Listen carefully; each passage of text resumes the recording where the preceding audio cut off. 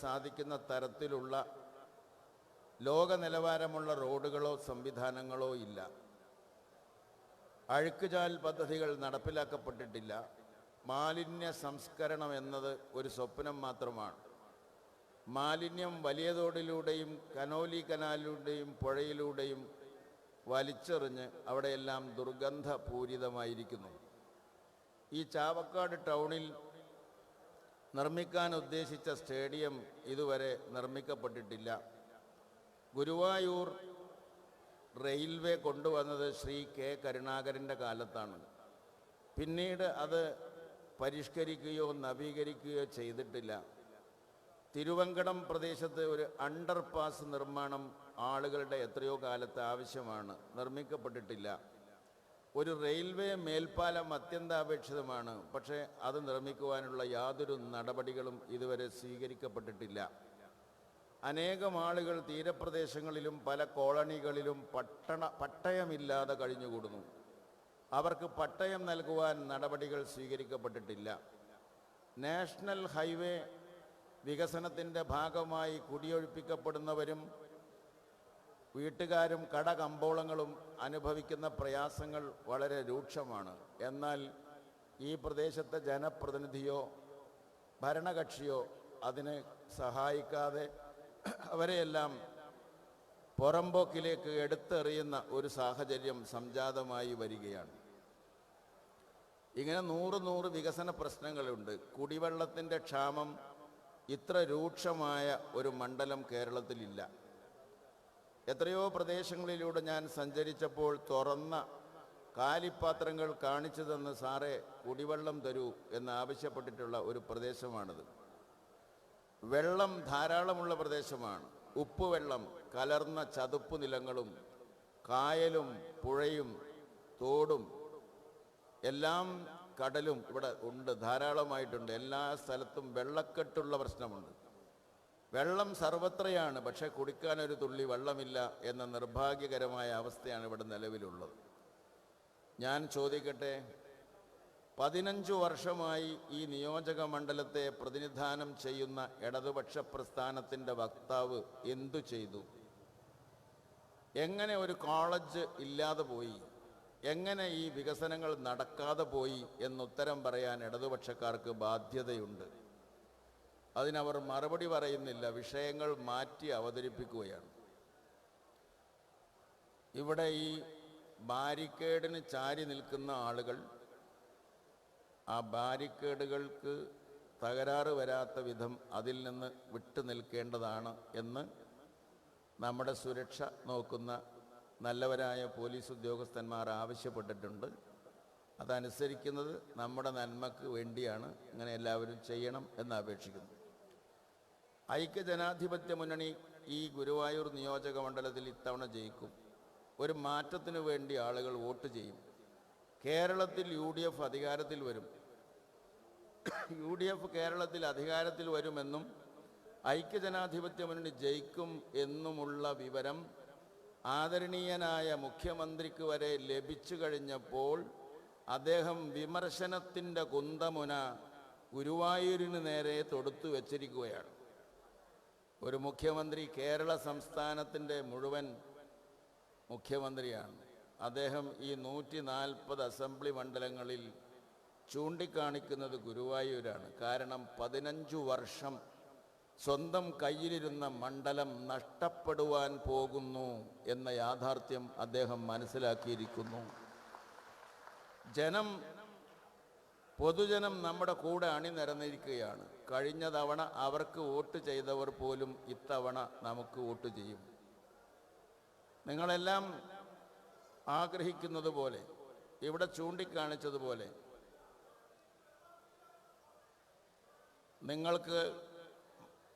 നിങ്ങൾ മനസ്സിലാക്കേണ്ട ഒരു കാര്യം, ഐക്യജനാധിപത്യ മുന്നണിയുടെ മാനിഫെസ്റ്റോയിൽ പറഞ്ഞിട്ടുള്ള പല കാര്യങ്ങളും ഇവിടെ നിങ്ങളുടെ മുമ്പാകെ അവതരിപ്പിക്കുകയുണ്ടായി. ആ മാനിഫെസ്റ്റോ അഡ്വക്കേറ്റ് ഫൈസൽ ബാബു അത് വിശദീകരിച്ചപ്പോൾ നിങ്ങൾ ശ്രദ്ധിച്ചു കാണും. ഐക്യജനാധിപത്യ മുന്നണി കേരളത്തിൽ അധികാരത്തിൽ വന്നാൽ നടപ്പിലാക്കാൻ പോകുന്ന ബൃഹത്തായ പദ്ധതികൾ അതിൽ ചൂണ്ടിക്കാണിച്ചിട്ടുണ്ട്. അതുകൊണ്ട് തീർച്ചയായും നിങ്ങളുടെ വിലയേറിയ വോട്ടുകൾ കോണി അടയാളത്തിൽ രേഖപ്പെടുത്തണം. ഒരു ജനപ്രതിനിധി എന്ന നിലയിൽ കേരള നിയമസഭയിൽ നിയോജക മണ്ഡലത്തിൻ്റെ കാര്യങ്ങൾക്ക് പുറമെ പൊതുവായ വിഷയങ്ങളും ഞാൻ സംസാരിച്ചിട്ടുള്ളതാണ്. കേരളത്തിൽ MLA-മാർക്ക് ഒരു ഫണ്ട് ഉണ്ടായിരുന്നില്ല. ആ MLA-മാർക്ക് ഒരു ഫണ്ട് അനുവദിക്കണമെന്ന് 2001 AK ആൻ്റണി മുഖ്യമന്ത്രിയായിരുന്നപ്പോൾ അസംബ്ലിയിൽ ഞാനാണ് ആദ്യമായി പറഞ്ഞത്. അത് ഗവൺമെൻറ് അംഗീകരിച്ചതിന് ശേഷമാണ് ഫണ്ട് വന്നത്. അതുകൊണ്ട് കേരളത്തിലെ 140 MLA-മാർക്കും വികസന ഫണ്ട് 6 കോടി രൂപ വീതം എല്ലാ വർഷവും ഇപ്പോൾ ലഭിച്ചുകൊണ്ടിരിക്കുന്നു. പ്രവാസികളേറെയുള്ള, അങ്ങോട്ട് ശ്രദ്ധിക്കേണ്ട, പല സംഭവങ്ങളും അങ്ങനെയൊക്കെ ഉണ്ടാവും. അത് ഞാനതിനെക്കുറിച്ചൊന്നും പറയുന്നില്ല. അതിനോട് സെക്യൂരിറ്റിയും ആളുകളൊക്കെ ഉണ്ട്. അപ്പോൾ നിങ്ങൾ ആലോചിക്കേണ്ട ഒരു കാര്യം, ഇവിടെ പ്രവാസികൾ ഏറ്റവും അധികമുള്ളൊരു പ്രദേശമാണ് ഗുരുവായൂർ മണ്ഡലം. ഈ ഗുരുവായൂർ മണ്ഡലത്തിലെ പ്രവാസികൾ ഉൾപ്പെടെ കേരളത്തിലെ പ്രവാസികൾക്ക് വോട്ടവകാശം നൽകണമെന്നാവശ്യപ്പെട്ടുകൊണ്ട് ഒരു അനൗദ്യോഗിക പ്രമേയം നിയമസഭയിൽ അവതരിപ്പിക്കാൻ എനിക്ക് അവസരമുണ്ടായി. ആ പ്രമേയം അവതരിപ്പിച്ചപ്പോൾ അത് കേരളത്തിലെ നിയമസഭ ഏകകണ്ഠമായി അംഗീകരിച്ചതിനെ തുടർന്ന് ആണ് ഈ പ്രവാസികളുടെ വിഷയം സജീവമായ ചർച്ചയായിത്തീർന്നത് എന്ന് നിങ്ങൾ വിസ്മരിക്കരുത്. ഇവിടെ സകല മതസ്ഥരുമുണ്ട്. ഗുരുവായൂരിലെ ശ്രീകൃഷ്ണ ക്ഷേത്രവും ഞാൻ നേരത്തെ പറഞ്ഞ പാലയൂരിലെ ചർച്ചും പിന്നെ ഈ മണത്തല പള്ളിയൊക്കെ ഉൾപ്പെടെ എല്ലാ വിശ്വാസികളും ഒരുമിച്ച് സന്തോഷത്തോടെ സമാധാനത്തോടെ കഴിയുന്ന ഒരു പ്രദേശമാണ് ഈ പ്രദേശം എന്ന് പറയാതിരിക്കാൻ നിർവാഹമില്ല. എല്ലാ വിശ്വാസികളും പരസ്പരം ബഹുമാനിക്കുകയും എല്ലാവരും പരസ്പരം മനസ്സിലാക്കുകയും ഒരുമിച്ച് കഴിഞ്ഞുകൂടുകയും വേണം എന്നാഗ്രഹിക്കുന്നവരാണ് നമ്മളെല്ലാവരും. ഒരു ജനപ്രതിനിധി എല്ലാ മതസ്ഥരുടെയും എല്ലാ വിഭാഗങ്ങളുടെയും ഇടയിൽ ഒരു പാലമായി വർത്തിക്കണം എന്നാണ് ഞാൻ വിശ്വസിക്കുന്നത്. ഇന്ത്യയുടെ ഭരണഘടനയുടെ ആമുഖത്തിൽ ഇന്ത്യ ഒരു മതേതര രാജ്യമാണ്. ഇന്ത്യ ഒരു മതേതര രാജ്യമായതുകൊണ്ട്, ഞാനൊരു ഇന്ത്യൻ പൗരനായതുകൊണ്ട് I am bound to be secular. പരമാവധി കസേരകൾ സ്ത്രീകൾക്ക് തരും. ശാന്തരായിരിക്കുക. നമ്മുടെ പ്രിയപ്പെട്ട പ്രിയങ്ക ഗാന്ധി താമസിയാതെ വന്നുചേരും. വളരെയേറെ പ്രയാസങ്ങൾ സഹിച്ച് തിരക്കിനിടയിലും ഈ പരിപാടിയിൽ പങ്കെടുക്കുന്നതിന് വേണ്ടി ഇരിങ്ങാലക്കുടയിൽ നിന്നും അവർ പുറപ്പെട്ടിട്ടുണ്ട്. ഒട്ടും താമസിയാതെ അവർ ഇവിടെ എത്തിച്ചേരും. നിങ്ങൾ ശാന്തരായിരിക്കുക. കുറച്ചു നേരം എല്ലാ വിഷമങ്ങളും സഹിക്കുക. നമ്മുടെ രാജ്യം സ്വാതന്ത്ര്യം നേടുന്നതിന് വേണ്ടി നടത്തിയ ധീരോദാത്തമായ പ്രക്ഷോഭങ്ങളിൽ മരണമടഞ്ഞു പോയ ആളുകൾ, ജീവിതം നഷ്ടമായി പോയ ആളുകൾ, അവരെല്ലാം നേടിത്തന്നതാണ് നമ്മുടെ ജനാധിപത്യവും സ്വാതന്ത്ര്യവും. എല്ലാ മനുഷ്യർക്കും എല്ലാ മതസ്ഥർക്കും ഇവിടെ സുഖമായിട്ട് ജീവിക്കുവാനുള്ള അവകാശമുണ്ട്. ഇന്ത്യയിൽ 79.8% ഹൈന്ദവരും 13.47% മുസ്ലിങ്ങളും 2.6% ക്രൈസ്തവരുമുണ്ട്. അതിൽ താഴെ ജൈന മതസ്ഥരാണ്, ബുദ്ധമതസ്ഥരാണ്. പക്ഷേ ഈ രാജ്യത്ത് മുസ്ലിങ്ങളും ഹിന്ദുക്കളും തമ്മിൽ ഒരു കുഴപ്പമില്ല, ക്രൈസ്തവരുമായി ഒരു കുഴപ്പമില്ല, ഒരു വർഗീയ കലാപമില്ല. എന്നാൽ വർഗീയത രാഷ്ട്രീയ ആവശ്യത്തിനു വേണ്ടി പ്രയോജനപ്പെടുത്തുന്ന ചില ശക്തികളുണ്ട്. അതിനോട് നമുക്ക് യോജിക്കുവാൻ കഴിയുകയില്ല. നമ്മുടെ രാഷ്ട്രപിതാവ് മഹാത്മാഗാന്ധി പറഞ്ഞു, ഞാൻ നല്ലൊരു ഹിന്ദുവാണ്, അതുകൊണ്ട് തന്നെ ഞാൻ നല്ലൊരു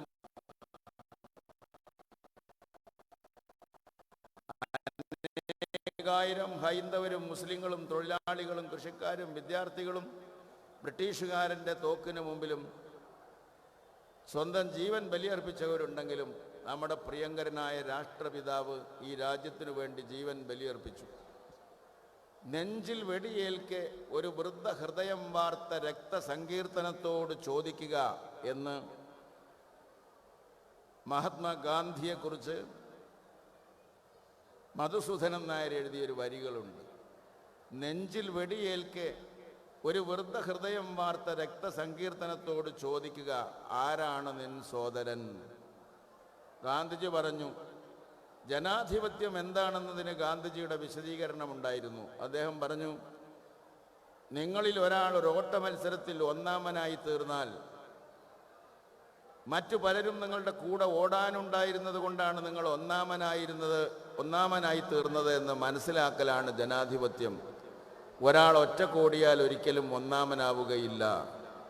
അതുകൊണ്ട് ഈ ഗുരുവായൂർ നിയോജക മണ്ഡലത്തിലെ എല്ലാ വിഭാഗം ജനങ്ങളും തമ്മിൽ ഏറ്റവും നല്ല സമാധാനപരമായ സഹവർത്തിത്വത്തിൽ വസിക്കുവാൻ ഞാനൊരു കാരണമായി തീരും. നിങ്ങൾക്കിടയിൽ ഒരു പാലം പണിത് എല്ലാ മതസ്ഥരെയും ഒരേ നൂലിൽ കോർത്ത മുത്തുമണികൾ പോലെ മുന്നോട്ട് കൊണ്ടുപോകലാണ് മതേതരത്വത്തിൽ വിശ്വസിക്കുന്ന എൻ്റെ ചുമതല എന്ന് ഞാൻ മനസ്സിലാക്കും. ഞാനൊരു ഇസ്ലാം മത വിശ്വാസിയാണ്. ആ വിശ്വാസത്തിൽ അടിയുറച്ചു നിൽക്കുമ്പോൾ തന്നെ അന്യമതസ്ഥരെയും അവരുടെ വിശ്വാസങ്ങളെയും ഞാൻ ബഹുമാനിക്കുന്നു. അവർ നമ്മളെ ബഹുമാനിക്കുന്നു, നമ്മൾ അവരെ ബഹുമാനിക്കുന്നു. രണ്ടു കൂട്ടരും മൂന്ന് കൂട്ടരും പരസ്പരം ബഹുമാനിക്കുന്ന ഒരു രാജ്യമാണ്. ലോകാ സമസ്ത സുഖിനോ ഭവന്തു അയം നിജ പരോവേദി ഗണന ലഘുചേതസാം ഉദാരചരിതാനാം തു വസുദൈവ കുടുംബകം. സമസ്ത ലോകവും സുഖമായിരിക്കട്ടെ എന്നാണ് ഭാരതത്തിൻ്റെ ദർശനം. അന്യരെന്നോ സ്വജനമെന്നോ മനുഷ്യരെ കാണുന്നവൻ അല്പനാണെന്നും എല്ലാവരും ഒരുപോലെയാണെന്ന് വിശ്വസിക്കുന്നവനാണ് ഉത്തമനെന്നും ഭാരതീയ ദർശനം വ്യക്തമാക്കുന്നു. ശത്രുക്കളെ സ്നേഹിപ്പിൻ, ഉപദ്രവിക്കുന്നവർക്ക് വേണ്ടി പ്രാർത്ഥിപ്പിൻ. എന്തെന്നാൽ സ്വർഗസ്ഥനായ നമ്മുടെ പിതാവ് നീതിമാന്മാരുടെ മേലും നീതി കെട്ടവരുടെ മേലും തൻ്റെ സൂര്യനെ ഉദിപ്പിക്കുകയും നല്ലവരുടെ മേലും ചീത്തവരുടെ മേലും തൻ്റെ മഴ വർഷിപ്പിക്കുകയും ചെയ്യുന്നുവല്ലോ. അതുകൊണ്ട് സ്വർഗസ്ഥനായ നമ്മുടെ പിതാവിനെ പോലെ നാമും ആയിത്തീരുവാൻ ശത്രുക്കളെ സ്നേഹിപ്പിൻ, ഉപദ്രവിക്കുന്നവർക്ക് വേണ്ടി പ്രാർത്ഥിപ്പിൻ എന്ന് മത്തായി 5-ാം അധ്യായത്തിൻ്റെ 44-ാം വചനം പറയുന്നു. ദൈവം സദ്ഗുണ സമ്പൂർണനാണ്. ഇസ്ലാം മത വിശ്വാസികൾ കരുതുന്നത് ഈ ഭൂമിയിലെ സകല വൃക്ഷങ്ങളും പേനയാക്കി കടലിലെ ജലം മുഴുവൻ മഷിയാക്കി എഴുതിയാലും തീർത്താൽ തീരാത്ത സദ്ഗുണങ്ങളുടെ മൂർത്തിമദ്ഭാവമാണ് അള്ളാഹു എന്നാണ് മുസ്ലിങ്ങൾ വിശ്വസിക്കുന്നത്. ഓം പൂർണ്ണമത പൂർണ്ണമിതം പൂർണ്ണാത് പൂർണ്ണമുദച്യതേ പൂർണ്ണസ്യ പൂർണ്ണമാതായ പൂർണ്ണമേവാവശിഷ്യതേ. പൂർണ്ണത്തിൽ നിന്ന് പൂർണ്ണം എടുത്താലും പൂർണ്ണത്തോട് പൂർണ്ണം ചേർത്താലും അവശേഷിക്കുന്ന പൂർണ്ണമാണ് ബ്രഹ്മം. ബ്രഹ്മം അദൃശ്യമാണ്, പ്രപഞ്ചം ദൃശ്യമാണ്. അദൃശ്യമായ ബ്രഹ്മത്തിൽ നിന്ന് ദൃശ്യമായ പ്രപഞ്ചം ഉണ്ടായി. അദൃശ്യമായ ബ്രഹ്മത്തിൽ നിന്ന് ദൃശ്യമായ പ്രപഞ്ചം ഉണ്ടായപ്പോഴും ബ്രഹ്മം പണ്ടെപ്പോലെ പൂർണ്ണം. പൂർണ്ണത ദൈവത്തിന് അവകാശപ്പെട്ടതാണ്. എല്ലാ മനുഷ്യരെയും സൃഷ്ടിച്ചത് ഒരേ ദൈവമാണ്. ഒരേ മാതാപിതാക്കളുടെ മക്കളാണ്. നയനം ചിന്നന്തി ശസ്ത്രാണി നയനം ദഹതി പാവക ന ചൈനം ക്ലേദയന്ത്യാപ്പോ ന സോഷയതി മാരുത. ഭഗവത്ഗീതയിൽ പറയുകയാണ്, നമ്മളെല്ലാം ആത്മാക്കളാണ്, അനശ്വരരായ ആത്മാക്കളാണ്. കത്തി കൊണ്ട് മുറിക്കാനാവില്ല, അഗ്നി കൊണ്ട് കരിക്കാനാവില്ല, വെള്ളം കൊണ്ട് നനക്കാനാവില്ല, കാറ്റുകൊണ്ട് ഉണക്കാനാവില്ല. Because we are an eternal soul. അനശ്വരരായ ആത്മാക്കളാണ്. അവ നമ്മുടെ ഇടയിൽ ഹിന്ദു എന്നോ മുസ്ലിം എന്നോ സ്ത്രീ എന്നോ പുരുഷനെന്നോ വ്യത്യാസമില്ല. എല്ലാവരും ആത്മാക്കളാണ്. ഒരു ചെറിയ കാലം മാത്രം ഈ ഭൂമിയിൽ ജീവിക്കുന്ന നമുക്ക് പരസ്പരം നന്മ ചെയ്ത് ജീവിക്കാം. ചന്ദ്രകളഭം ചാർത്തി ഉറങ്ങും തീരം, ഇന്ദ്രധനുസിൻ തൂവൽ പൊഴിയും തീരം, ഈ മനോഹര തീരത്തു തരുമോ ഇനിയൊരു ജന്മം കൂടി എന്ന് വയലാർ രാമവർമ്മ പാടാനുള്ള കാരണം ഈ മനോഹരമായ ഭൂമിയിൽ നമുക്ക് ദൈവത്തിൻ്റെ വരദാനമായി വീണ് കിട്ടിയ ഒരു കുഞ്ഞു ജീവിതത്തിൻ്റെ അത്ഭുതങ്ങളെക്കുറിച്ചാണ്. നാം മനസ്സിലാക്കേണ്ടത് നാം എല്ലാം പരസ്പരം സഹായിക്കുന്നു, സ്നേഹിക്കുന്നു, അവയവങ്ങൾ പോലും കൊടുക്കുന്നു, കരൾ മുറിച്ചു കൊടുക്കുന്നു, കിഡ്നി മാറ്റിവെക്കുന്നു, കണ്ണ് മാറ്റിവെക്കുന്നു, ഹൃദയം മാറ്റിവെക്കുന്നു, രക്തം പങ്കുവെക്കുന്നു, ആഹാരം പങ്കുവെക്കുന്നു, ജീവിതം പങ്കുവെക്കുന്നവരാണ് എല്ലാ മതസ്ഥരും. നാം ഒന്നാണ്, ഒരുമിച്ച് നിൽക്കണം. That is what is India. ഇന്ത്യയുടെ പ്രിയപ്പെട്ട പ്രധാനമന്ത്രി ശ്രീമതി ഗാന്ധി തൻ്റെ ജീവൻ ഈ രാജ്യത്തിനു വേണ്ടി ബലിയർപ്പിച്ചു. അവരെ എന്തിന് കൊല ചെയ്യപ്പെട്ടു, അവരെന്തിനു മരിച്ചു? രാജ്യത്തിനു വേണ്ടി മരിച്ചു. അവരുടെ പ്രിയപ്പെട്ട പുത്രൻ ശ്രീ രാജീവ് ഗാന്ധിയും അതേ മാർഗത്തിൽ രാജ്യത്തിനു വേണ്ടി തൻ്റെ ജീവൻ ബലിയർപ്പിച്ചു. മഹാത്മാഗാന്ധി, ഇന്ദിരാഗാന്ധി, രാജീവ് ഗാന്ധി തുടങ്ങിയവരുടെ രക്തസാക്ഷിത്വം ഇന്ത്യയുടെ പാപങ്ങളെ കഴുകിക്കളഞ്ഞ് ജനാധിപത്യവും മതേതരത്വവും ഉയർത്തിപ്പിടിക്കുവാൻ നമ്മെ പ്രേരിപ്പിക്കുന്ന ഘടകമാണ്. ഈ ലോകമാകെ എല്ലാവരാലും ആദരിക്കപ്പെട്ട the first prime minister of India Pandit Jawaharlal നെഹ്റുവിൻ്റെ പ്രിയപ്പെട്ട മകൾ ശ്രീമതി ഗാന്ധി, ആ ശ്രീമതി ഗാന്ധിയുടെ പ്രിയപ്പെട്ട മകൻ രാജീവ് ഗാന്ധി, ആ രാജീവ് ഗാന്ധിയുടെ പുത്രിയാണ് the great daughter of India Shri Priyanka Gandhi. അവരാണ് ഇവിടെ വരുന്നത്. അവരുടെ വാക്കുകൾ നമുക്ക് ശ്രവിക്കേണ്ടതുണ്ട്. വളരെയേറെ പ്രയാസങ്ങൾ സഹിച്ച്, ദുഷ്കരമായ പ്രയാസങ്ങൾ സഹിച്ച് ജനാധിപത്യത്തിനു വേണ്ടി, മതേതരത്വത്തിനു വേണ്ടി ഇന്ത്യയിലുടനീളം സഞ്ചരിച്ച് ജനങ്ങളോടൊപ്പം കഴിയുന്ന രാഹുൽ ഗാന്ധിയുടെ പ്രിയപ്പെട്ട സഹോദരി, രാഷ്ട്രത്തിനു വേണ്ടി അനേകം നന്മകൾ ചെയ്ത ദേശീയ പ്രസ്ഥാനത്തിൻ്റെ വക്താക്കളായ ഇന്ത്യൻ നാഷണൽ കോൺഗ്രസ് പോലുള്ള പാർട്ടി, പണ്ഡിറ്റ് ജവഹർലാൽ നെഹ്റു, അബുൽ കലാം ആസാദ്, ലാലാ ലജ്പത് റായ്, ബാലഗംഗാധര തിലകൻ തുടങ്ങിയവർ, അതുപോലുള്ള നേതാക്കന്മാർ, മഹാന്മാരായ നേതാക്കന്മാർ, അവർ സഹിച്ച ത്യാഗം. ഇവിടെ ഐക്യ ജനാധിപത്യ മുന്നണി കെട്ടിപ്പടുക്കുന്നതിന് വേണ്ടി സയ്യിദ് അബ്ദുറഹിമാൻ ബാഫക്കി തങ്ങൾ, Panakkad PMSA Pookoya Thangal, Shri baby John, Shri K Karunakaran തുടങ്ങിയ മഹാരഥന്മാർ, ശ്രീ KM മാണി തുടങ്ങിയ മഹാരഥന്മാർ പടുത്തുയർത്തിയ 40-45 വർഷം പഴക്കമുള്ള എല്ലാ പ്രതിസന്ധികളെയും മറികടന്ന് മുന്നോട്ട് പ്രയാണം ചെയ്യുന്ന ഐക്യ ജനാധിപത്യ മുന്നണിയുടെ പ്രതിനിധിയാണ് ഞാൻ. എനിക്ക് നിങ്ങൾ വിലയേറിയ വോട്ടുകൾ നൽകി സഹായിക്കുകയാണെങ്കിൽ തീർച്ചയായും ഈ ഗുരുവായൂർ നിയോജക മണ്ഡലത്തിൽ നിങ്ങൾക്ക് നഷ്ടമായ 15 വർഷം ഞാൻ തിരിച്ചു പിടിച്ചു തരും എന്ന് നിങ്ങളോട് ഉറപ്പ് നൽകുകയാണ്. ഇടതുപക്ഷ ജനാധിപത്യ മുന്നണി ഗവൺമെൻറ്റും ഇടതുപക്ഷവും നമ്മളും തമ്മിൽ ഒരു ചെറിയ വ്യത്യാസമുണ്ട്. അത് ഞാൻ പറയാം, നിങ്ങൾ ശ്രദ്ധിക്കണം. ഞാൻ ഒരു വിശ്വാസിയാണ്, മനസ്സിലായോ? ഞാൻ ഒരു വിശ്വാസിയാണ്. ഞാൻ വിശ്വാസികളോടൊപ്പമാണ്. ഞാൻ വിശ്വാസികളോടൊപ്പമാണ്. കമ്മ്യൂണിസ്റ്റുകാർ അവിശ്വാസികളാണ്. അവർ വിശ്വാസികളോടൊപ്പമല്ല. അതുകൊണ്ട് അവർക്ക് ഒരു മതത്തിൻ്റെയും കാര്യത്തിൽ ഇടപെടാൻ അവകാശമില്ല. ഭൂതനാഥ സദാനന്ദ സർവഭൂത ദയാപര രക്ഷ രക്ഷ മഹാബാബോ ശാസ്ത്രേ തുഭ്യം നമോ നമ എന്ന് ജപിച്ചുകൊണ്ട് ശബരിമലയിലേക്ക് പോയിരുന്ന ആളുകൾക്ക് സുപ്രീം കോടതി വിധിയുടെ പേരിൽ അവിടുത്തെ ആചാര അനുഷ്ഠാനങ്ങളെ ലംഘിക്കുവാൻ കേരള ഗവൺമെൻറ് പരമാവധി പരിശ്രമിച്ചു. കേരളത്തിൽ നല്ല ഒന്നാന്തരം പോലീസ് ഉദ്യോഗസ്ഥന്മാരുള്ള ഒരു സ്റ്റേറ്റാണ്. ആ പോലീസ് ഉദ്യോഗസ്ഥന്മാരെ അനാവശ്യമായ കാര്യങ്ങൾക്ക് വേണ്ടി ശബരിമലയിൽ സ്ത്രീകളെ കയറ്റിവിടുന്നതിന് വേണ്ടി കൊണ്ടുപോയി. സ്ത്രീകൾ അവിടെ കയറണോ വേണ്ടേ എന്ന് ഹിന്ദു തീരുമാനിക്കും. മുസ്ലിമിൻ്റെ ആചാരം അനുഷ്ഠാനം മുസ്ലിങ്ങൾ തീരുമാനിക്കും. ക്രൈസ്തവരുടെ ആചാരം അനുഷ്ഠാനം അവർ തീരുമാനിക്കും. ഹൈന്ദവരുടേത് അവരും തീരുമാനിക്കും. കമ്മ്യൂണിസ്റ്റുകാർക്കും ഗവൺമെൻറ്റിനും അതിൽ യാതൊരു പങ്കുമില്ല, ഉണ്ടാകാൻ പാടില്ല. It is not the duty of the government to interfere with the religion. It is the duty of the religious heads. മതത്തിൻ്റെ നേതാക്കന്മാരുടെ ചുമതല അവരുടെ മതം അവർ നോക്കിക്കൊള്ളും. കമ്മ്യൂണിസ്റ്റുകാരുടെ വൈരുദ്ധ്യാധിഷ്ഠിത ഭൗതികവാദമാണ് അവരുടെ അടിസ്ഥാന ഗ്രന്ഥം. വൈരുദ്ധ്യാധിഷ്ഠിത ഭൗതികവാദത്തിലോ ചരിത്രപരമായ ഭൗതികവാദത്തിലോ മാർക്സിയൻ സാമ്പത്തിക ശാസ്ത്രത്തിലോ ദൈവത്തിനു സ്ഥാനമില്ല.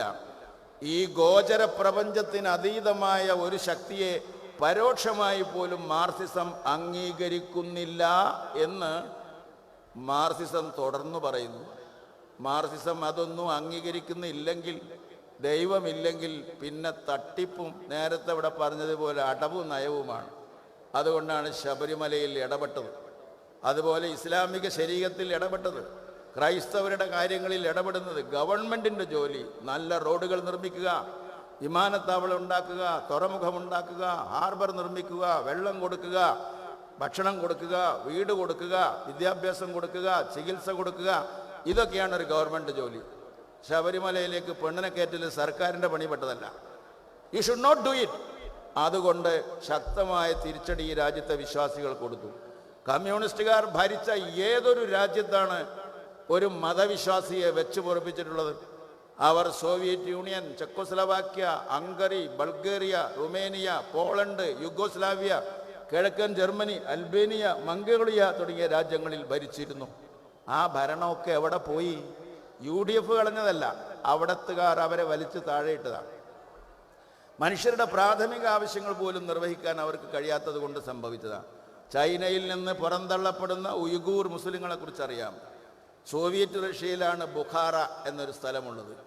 ഇവിടെ കടപ്പുറത്തും ഒരു ബുഖാറ എന്ന് പറയുന്ന പ്രദേശമുണ്ട്. അവിടെയൊക്കെ ഞാൻ പോയിരുന്നു. ആ ബുഖാറയിൽ ഇമാം ബുഖാരിയുടെ ജന്മനാടാണ്. ഹദീസ് റിപ്പോർട്ട് ചെയ്യുന്ന ഇമാം ബുഖാരി, അദ്ദേഹത്തിൻ്റെ നാട്ടിൽ അദ്ദേഹം പണിത പള്ളിയും മദ്രസകളുമൊക്കെ അടച്ചുപൂട്ടി. കമ്മ്യൂണിസ്റ്റ് ഭരണകാലത്ത് ഞാൻ കണ്ടതാണ്. ലിയനിദ് ബ്രഷ്നേവ് ഭരിക്കുന്ന സമയത്ത് ഞാൻ അവിടെ പോയി കണ്ടതാണ്. കമ്മ്യൂണിസ്റ്റ് ഭരണം പോയപ്പോഴാണ് ആ പള്ളി വീണ്ടും മുസ്ലിങ്ങൾക്ക് കിട്ടിയത്. വിശ്വാസമില്ലാത്തവരെങ്ങനെ മുസ്ലിങ്ങളെ സഹായിക്കാനാണ്? എന്തിനാണ് മുഖ്യമന്ത്രി അങ്ങ് എത്ര വലിയവനാണ്? ഈ രാജ്യത്തിൻ്റെ ഒരു മുഖ്യമന്ത്രിയാണ് ഞാൻ. എനിക്ക് പറയാനുള്ള ഈ വിഷയങ്ങളെല്ലാം നിയമസഭയിൽ അങ്ങയുടെ മുഖത്തു നോക്കി പറഞ്ഞിട്ടില്ലയോ? കടകംപള്ളി സുരേന്ദ്രൻ്റെ മുഖത്തു നോക്കി പറഞ്ഞിട്ടില്ലയോ? നിങ്ങളതെല്ലാം കാതു കൂർപ്പിച്ച് കേട്ടിരുന്നിട്ടില്ലയോ? അന്നൊന്നും പറയാതെ ഗുരുവായൂർ തെരഞ്ഞെടുപ്പ് വന്നപ്പോൾ മാത്രം എൻ്റെ മതേതരത്വം എങ്ങനെ വർഗീയമായി നിങ്ങൾക്ക് ചിത്രീകരിക്കാൻ സാധിക്കുന്നു? That is absolutely absurd. അങ്ങനെയുള്ളൊരു കാര്യമാണ്. ഞാൻ ഇവിടെ പ്രസംഗിച്ച ഗുരുവായൂർ നിയമസഭാ മണ്ഡലത്തിൽ പ്രസംഗിച്ചതിനേക്കാൾ ഹൈന്ദവർക്ക് വേണ്ടി, ക്ഷേത്രങ്ങൾക്ക് വേണ്ടി, മദ്രസകൾക്ക് വേണ്ടി, പള്ളികൾക്ക് വേണ്ടി, വിശ്വാസികൾക്ക് വേണ്ടി കേരള നിയമസഭയിൽ അതിശക്തമായി പോരാടിയിട്ടുണ്ട്, പുറത്തും പോരാടിയിട്ടുണ്ട്. നിയമസഭയിൽ ട്രഷറി ബെഞ്ചിലിരുന്ന മുഖ്യമന്ത്രി ഉൾപ്പെടെയുള്ള ആളുകളെ നോക്കി ഞാൻ പറയാത്തതൊന്നും ഗുരുവായൂരിൽ പറഞ്ഞിട്ടില്ല. 1 വർഷം മുമ്പ്, 2 വർഷം മുമ്പ് പറഞ്ഞു വെച്ച കാര്യങ്ങളെക്കുറിച്ചൊക്കെ ഇപ്പോൾ എടുത്ത് നുള്ളിപ്പെറുക്കി ഓരോ കഷ്ണം പെറുക്കിയെടുത്ത് എനിക്കെതിരായി ദുഷ്പ്രചരണം നടത്തുന്നത് എന്തിൻ്റെ അടിസ്ഥാനത്തിലാണ്? എൻ്റെ പ്രസംഗങ്ങൾ മുഴുവൻ കേൾക്കാൻ എന്തുകൊണ്ട് തയ്യാറാവുന്നില്ല? അതിൻ്റെ അർത്ഥം എന്തുകൊണ്ട് മനസ്സിലാക്കുന്നില്ല? പൗരത്വ വിഷയത്തിൽ എത്ര പേരുടെ പേരിൽ നിങ്ങൾ കേസെടുത്തു? പൗരത്വ വിഷയത്തിൽ പ്രക്ഷോഭം നടത്തിയ ആളുകളുടെ പേരിൽ കേസെടുത്തു. ഫൈൻ അടച്ചവർ, ശിക്ഷിക്കപ്പെട്ടവർ ഒക്കെയുണ്ട്. പൗരത്വത്തിനെതിരായി പ്രക്ഷോഭം നടത്തിയവരുടെ പേരിൽ എന്തിനാണ് ഈ ഗവൺമെൻറ് കേസെടുത്തത്? എന്തിനാണ് രജിസ്ട്രേഷൻ നടത്തണമെന്ന് മുസ്ലിങ്ങളോട് വീണ്ടും ആവശ്യപ്പെട്ടത്? ഇങ്ങനെയുള്ള ഒരുപാട് വിഷയങ്ങളുണ്ട്. അപ്പോൾ അതൊക്കെ ഇപ്പോൾ കൊണ്ടുവരുന്നത് വികസന പ്രശ്നങ്ങളെ പറ്റിയുള്ള നമ്മൾ പറയുമ്പോൾ അവർക്ക് പിടിച്ചു നിൽക്കാനാവാത്തത് കൊണ്ടാണ്. അവരുടെ ധാർഷ്ട്യമാണ്. പരാജയം മനസ്സിലാക്കിയത് കൊണ്ടാണ്. ഇവിടെ വർഗീയ ബന്ധം ആക്ഷേപിക്കുന്നത് ഒരു മുൻകൂർ ജാമ്യാപേക്ഷയായി നിങ്ങൾ കരുതിയാൽ മതി. തെരഞ്ഞെടുപ്പ് കഴിയുമ്പോൾ നമ്മൾ ജയിക്കുമ്പോൾ ജയിച്ചതിന് കാരണം ഇത് തന്നെ ആവർത്തിച്ചു പറയും. ഞങ്ങൾ അന്നേ പറഞ്ഞില്ലേ മറ്റവരുമായി കൂടി ജയിച്ചതാണ് എന്ന് പറയാൻ വേണ്ടി ഒരു മുൻകൂർ ജാമ്യാപേക്ഷ സമർപ്പിച്ചിരിക്കുകയാണ്. ഞാൻ ചോദിക്കുന്നു, കേരളത്തിൽ എത്ര ജില്ലകളുണ്ട്, എത്ര സ്ഥാനാർത്ഥികളുണ്ട്? ഐക്യ ജനാധിപത്യ മുന്നണിയുടെ പ്രതിനിധി ആണ് ഞാൻ, മുസ്ലിം ലീഗിൻ്റെ പ്രതിനിധിയാണ് ഞാൻ. ഈ പറഞ്ഞ എല്ലാ വിഷയങ്ങളിലും മുസ്ലിം ലീഗിൻ്റെ നിലപാട് ആണ് എൻ്റെ നിലപാട്, ഐക്യ ജനാധിപത്യ മുന്നണിയുടെ നിലപാടാണ് എൻ്റെ നിലപാട്. പാണക്കാട് സയ്യിദ് ഹൈദരലി ശിഹാബ് തങ്ങളും ശ്രീ ഉമ്മൻചാണ്ടിയും രമേശ് ചെന്നിത്തലയും PJ ജോസഫും പറയുന്നതാണ് എൻ്റെ നിലപാട്. എൻ്റെ നിയമസഭാ പ്രസംഗങ്ങളെ എൻ്റെ പാർട്ടിയുടെ സംസ്ഥാന അധ്യക്ഷൻ പാണക്കാട് സയ്യിദ് ഹൈദരലി ശിഹാബ് തങ്ങൾ അഭിനന്ദിച്ചിട്ടുണ്ട്. അപ്പോൾ ഞാൻ നിയമസഭയിൽ പറഞ്ഞ കാര്യങ്ങളെല്ലാം എല്ലാ മതസ്ഥർക്കും വേണ്ടി, എല്ലാവർക്കും വേണ്ടി അത് ഞാൻ തുടരുക തന്നെ ചെയ്യും. അതിനെ വർഗീയമായി ചിത്രീകരിക്കുന്നത് അറിവില്ലാത്തത് കൊണ്ടാണ്. ഇന്ത്യ ഒരു മതേതര രാജ്യമാകുമ്പോൾ നമ്മൾക്ക് മതേതരവാദിയായിട്ട് നിൽക്കാൻ ബാധ്യതയുണ്ട്. എല്ലാ മതസ്ഥരെയും ഒരുമിപ്പിക്കാൻ ബാധ്യതയുണ്ട്. കമ്മ്യൂണിസ്റ്റുകാരുടെ സാധാരണ ഇവിടെ നേരത്തെ ചൂണ്ടിക്കാണിച്ചതുപോലെ അവരുടെ ധാർഷ്ട്യം, ധിക്കാരം അത് ഈ ഗുരുവായൂർ മണ്ഡലത്തിലും ഉണ്ടായിട്ടുണ്ട്, ഈ നഗരസഭയിലും ഉണ്ടായിട്ടുണ്ട്. ഭരിക്കുന്ന എല്ലാ സ്ഥലത്തും ചെറുതായാലും വലിയതായാലും മനുഷ്യരോട് നല്ല രീതിയിൽ പെരുമാറാതിരിക്കുക, ധാർഷ്ട്യം കാണിക്കുക, ധിക്കാരപരമായിരിക്കുക, രാഷ്ട്രീയ തിമിരം ബാധിച്ച് സങ്കുചിത മനസ്സോടുകൂടി പെരുമാറുക. എത്ര മനോഹരമായ കാര്യങ്ങൾ ചെയ്യാൻ സാധിക്കും ഈ മണ്ഡലത്തിൽ. ഇവിടുത്തെ റിസോഴ്സസ് തന്നെ ഉപയോഗിച്ചുകൊണ്ട് ഈ മണ്ഡലത്തെ ഒരു നല്ല വികസിത മണ്ഡലമാക്കി മാറ്റാൻ സാധിക്കും. അതുകൊണ്ട് ഞാൻ ജയിക്കുകയാണെങ്കിൽ ഗുരുവായൂർ നിയോജക മണ്ഡലം ലോകപ്രശസ്തമായ ഈ മണ്ഡലത്തിൻ്റെ അന്തസ്സ്, അഭിമാനം വാനോളം ഉയർത്തുവാൻ ഞാൻ പ്രവർത്തിക്കുമെന്ന് നിങ്ങൾക്ക് ഉറപ്പ് തരികയാണ്. നിങ്ങൾ ഉന്നയിക്കുന്ന ആവശ്യങ്ങൾ ശരിയായ രീതിയിൽ നിയമസഭയിലും പുറത്തും പറയാൻ എനിക്ക് കെൽപ്പുണ്ട്, കഴിവുണ്ട് എന്ന് ഞാൻ വിശ്വസിക്കുന്നു. അത് നിങ്ങൾക്ക് വിശ്വാസമാണെങ്കിൽ നിങ്ങൾ എല്ലാവരും എനിക്ക് വോട്ട് ചെയ്യണമെന്നാണ് എനിക്ക് പറയാനുള്ളത്. നിയമസഭയിൽ ഒരാൾ എന്തു പറഞ്ഞു എന്നുള്ളതിന് രേഖ അവിടെ ഉണ്ടാവും. അങ്ങാടിയിൽ പറഞ്ഞിട്ട് കാര്യമില്ല. ഒരാൾ എത്ര ചോദ്യം ചോദിച്ചു, എത്ര സബ്മിഷൻസ് അവതരിപ്പിച്ചു, എത്ര കാളിംഗ് അറ്റൻഷൻ അവതരിപ്പിച്ചു, എത്ര ബിൽ അവതരിപ്പിച്ചു, എന്ത് വിഷയങ്ങൾ പറഞ്ഞു, എന്ത് പ്രശ്നങ്ങൾ പറഞ്ഞു എന്ന് രേഖയുണ്ട്. Audio video രേഖകളുണ്ട്. അത് പരിശോധിക്കുക. ഇവിടെ നേരത്തെ ഉണ്ടായിരുന്ന ആളും ഇപ്പോൾ കഴിഞ്ഞ കാലത്ത് 3 നിയമസഭയിൽ പറഞ്ഞതിൻ്റെ രേഖകൾ പരിശോധിച്ച് ഹാജരാക്കുക. ആ രേഖകളിൽ എല്ലാ കാര്യങ്ങളും നിങ്ങൾക്ക് കാണാൻ സാധിക്കും. ആ രേഖകൾ ആണ് ഒരു MLA-യുടെ പ്രവർത്തനം എന്താണെന്ന് മനസ്സിലാക്കാനുള്ളത്. അപ്പോൾ MLA ആയാലും MP ആയാലും മന്ത്രി ആയാലും അത് മതകാര്യങ്ങളിൽ ഇടപെടാനുള്ളൊരു ലൈസൻസ് അല്ല, അത് വികസന കാര്യങ്ങൾക്കുള്ള ലൈസൻസാണ്. ഈ ചാവക്കാട് തന്നെ ഈ കണ്ട സംഗതികളൊക്കെ ഉണ്ടാക്കിയത് UDF നഗരസഭ ഭരിക്കുമ്പോഴാണ്. അല്ലെങ്കിൽ അല്ല എന്ന് പറയട്ടെ, ഇവിടെയുള്ള എല്ലാ സാധനങ്ങളും ബസ് സ്റ്റാൻഡിൻ്റെ എല്ലാ സംഗതികളും ഇവിടെ ഉണ്ടാക്കുന്നതിന് മുൻകൈ എടുത്തത് UDF ആണ്. ഇവരായിട്ട് ഇവിടെ ഒന്നും ഉണ്ടായിട്ടില്ല, നമ്മളെ ഭരണകാലത്ത് നടന്നതല്ലാതെ. കേരളത്തിൽ എങ്ങനെയാണ്? മണലൂരിലെ നമ്മുടെ പ്രിയങ്കരനായ സ്ഥാനാർത്ഥി വിജയഹരി ഇവിടെ എത്തിയിട്ടുണ്ട്. Congratulations, wish you all success. ഇനി ഒന്നിച്ച് പൂക്കാൻ സമയമുണ്ടല്ലോ.